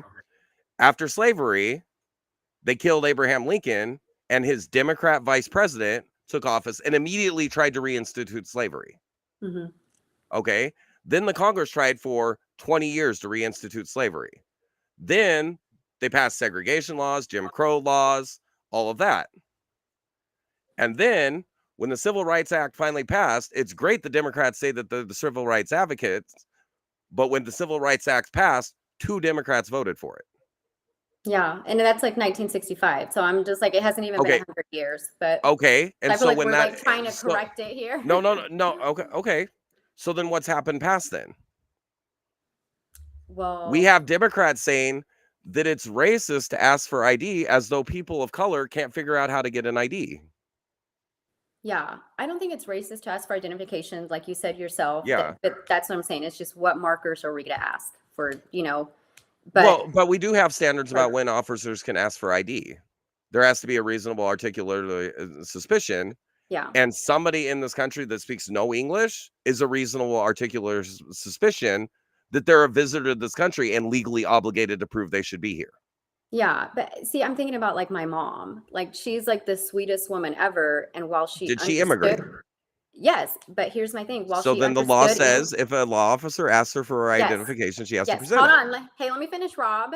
Okay. She was, she had identification and everything, but I'm just thinking of her. If an officer would come up to her and ask her for her identification, she would immediately get nervous. Not that she's done anything wrong, like ever in her life. She's the sweetest woman ever. But I'm just saying it's that trust that you have to build with the communities for them to be like, hey, if they ask you for your ID, you need to show it to them. That's fine. But do you think that's more an issue of following the law and asking for the ID, or do you think that's more of an issue of half the country saying that cops are all bad? Both. But because you do have that culture, you know, but that's what I'm saying. It's like a fear. Right. But you're in the party that has the culture of vilifying police, because most of them are just people trying to serve the community. There are bad apples, Yeah. but the nervousness around police is because they're told that they're all bad. Yeah. And I'm not saying they're all bad. I've just saying we've had. No, I'm not saying instances you are, and but you can't yeah, and argue that's the narrative of the trust. Democratic Party, especially Yeah. 2020, all of that. It's just trust is an issue, and once it's broken, it's very, very hard to build it Yeah. back. I do So, think but educating. that's an opportunity to build the trust. If the cop comes Yeah. up, asks for the ID, you give it, the interaction's over. Yeah. That builds trust. Okay, Yeah. he's just doing his job and he moves on. But when we act like, oh, this is a like bad thing, no, it's not, because every single interaction you have with police, a citizen that's white is expected to give their ID. And they Yeah. don't think twice about asking a white person, but they think twice about asking a black or brown person because they might be called racist for asking. You get what Yeah. I'm saying? So just Now, but that educating the whole other wasn't even the culture. but that wasn't even the point. My point on that was the enforcement of the law. Who's enforcing it? Yeah, so the laws do no good if we don't enforce them. So, and then laws that are clearly written to target the populace, like asset forfeiture laws, public Okay. domain. Yeah. Where the hell does the government get off at taking stuff away from people that haven't been convicted of any crime? Yeah. I think public domain land, obviously, and you're so I think that's interesting because it just depends what it's for. And I've done one of those cases and those people were offered money. So it just depends. Okay, whether but you're not, but why are you obligated to give the government what they want with your personal property that might have been in your family for 100 years? Yeah. I mean, you're not, and you can Yeah, hire an attorney and argue. Yeah. The government can go and try and buy the land. If they can't get the land, then they need to make other plans. But I have an issue with the government buying land, especially considering the fact what they usually do is they buy the land, force through eminent domain, and then go and sell it to their buddies at a corporation. And that's not the corporation's fault. That's the dirty politician's fault. Yeah. So, but the bigger pushed through. Yeah, the bigger problem is asset forfeiture. They can pull me over. I've got my AR-15 in the back seat. They decide to confiscate that. I now have to prove that I committed no crime and intended to commit no crime in order to get that back, even if they never even charged me with a crime. I was going to say, you have to go through the case, really, and then you have to have your attorney file the documents to request that they return it. And there you go. If you can't afford an attorney, the retention rate by the state is 100%. And because it's not a criminal case, you're not guaranteed an attorney. Yeah. So it's state funded, state authorized theft from poor people. Yeah. I'm not sure. Like, are you talking about a gun or are you talking about vehicles or? No, any asset. They could seize your car. They could seize anything. If you don't have the lawyer to get it back, you're never going to see it. Yeah. But I actually, yesterday I talked to a Supreme Court Supreme Court candidate for the Texas Supreme Court. His first job his first internship while he was in law school was for a county, and like 90% of their cases that the person didn't have the person had a lawyer were thrown out of court. The other 10% had like a kilo in their car. You know what I mean? Yeah. And almost 100% of the people that didn't have a lawyer lost their stuff and didn't get it back. Yeah. And I've dealt with one of those cases. It was like the mom's car and the son was in it doing who knows what. So they, they took her car and she had to hire us to get her car back, even though her son was committing. I honestly don't remember what he did, but so in that case, if he was convicted of the crime, she should have been charged as an accessory because you damn well know she knew what she was doing. I honestly don't remember what his crime was, to be honest. Yeah, but you get what I'm saying? Yeah. If it's her car and they want to seize the asset, then they would have to charge her as an accessory. If they can't convict her of an accessory, they can't keep her car. Yeah. You get what I'm saying? Yeah, so no, it's just interesting how it's by case scenario, each case scenario, each case. Yeah, and that's not how the law's supposed to work. Yeah. So I think if you're going to be in the state legislature, hopefully we can get some no asset forfeiture can be enacted unless the person is convicted of a crime. Yeah. Because and otherwise they sell those to some market, don't they? Like I thought somebody was like selling the guns on some market. Yeah, they auction them. They auction them. Yeah. Okay. Interesting. Or, like is the case in Cleveland, they throw some police lights and a siren on them and make them a cop car. They're cool And now to try and keep it, they literally have like, I think it's Cleveland, where it's like City of Cleveland versus Black Camaro. Oh, and I mean, obviously it's an auction and nobody shows up. You're gonna buy it for $1, right? Like, Well, they never even bothered auctioning. They just threw their stuff on it because they wanted to use it for the police force. So you had a case of that in Canada too, where they seized a visitor's Lamborghini that had done nothing wrong. He was like literally a lifestyle YouTuber, and they like stole his car and converted it into a police car, and he finally got the car back. But he had to take the lights off. And they did more, and all around they did more damage to the car than the car was worth to begin with. So, and they won't pay for the repairs. Processes with asset forfeiture and more. It's not even consumer, right? What would you call? What would you even call alleged criminal in that case? Like their assets, like. Yeah, but a lot of times they're not even alleged criminal because they're never even charged. Yeah, but that's what I'm saying though. Like, but they're threatened. We'll charge you if you try and fight. Asset protection. That's extortion. There you go. Asset protection, to protect the assets from being extorted from. Yeah, citizen asset protection. That'd be a great bill. There you go. So, and then that still leaves the door open. If somebody is convicted of distributing narcotics, you can seize their ill-gotten gains. Hey, straight to jail. Don't let's go. Just kidding. Yeah, because the asset forfeiture, you're now given the burden of proving how you paid for stuff. Mm-hmm. Shit, I had a fire. I don't have any of my records beyond 4 years ago. If the IRS audits me, I'm screwed. Yeah. You know what I mean? Yeah, I scanned stuff. Proving how I bought a car I bought 5 years ago. Good luck. Yeah, it's like your bill of sale. What the heck is that? We don't do that anymore. Those used to be, in a file somewhere, but no, everything is electronic. I feel like at this point. Yeah. So, and then especially you've got Texas where how many people have been flooded out and their records were destroyed too? Yeah. Yeah. That Houston area and just everywhere. And yeah, I lived in Houston when Harvey came through. I'm sorry. Yeah. So. Hey, how about Whataburger being the hero of the day? Telling people, I hate Whataburger. Okay, but they stepped up as a public service announcement for where there was power. Like we had to rely on Whataburger to help us during emergencies. That's crazy. Yeah, that's crazy. Well, the heroes from that were Mattress Mac. He opened his warehouses for everybody to have shelter. Yeah, and that in my opinion, Joel Osteen is I was gonna do a Rick word with a capital P at the front. No, I was gonna do this because I feel like if you have those 504 whatever the church classification is under, you should be obligated to open your doors when we have emergencies. Okay, so that's so I'm not saying about him not immediately opening it.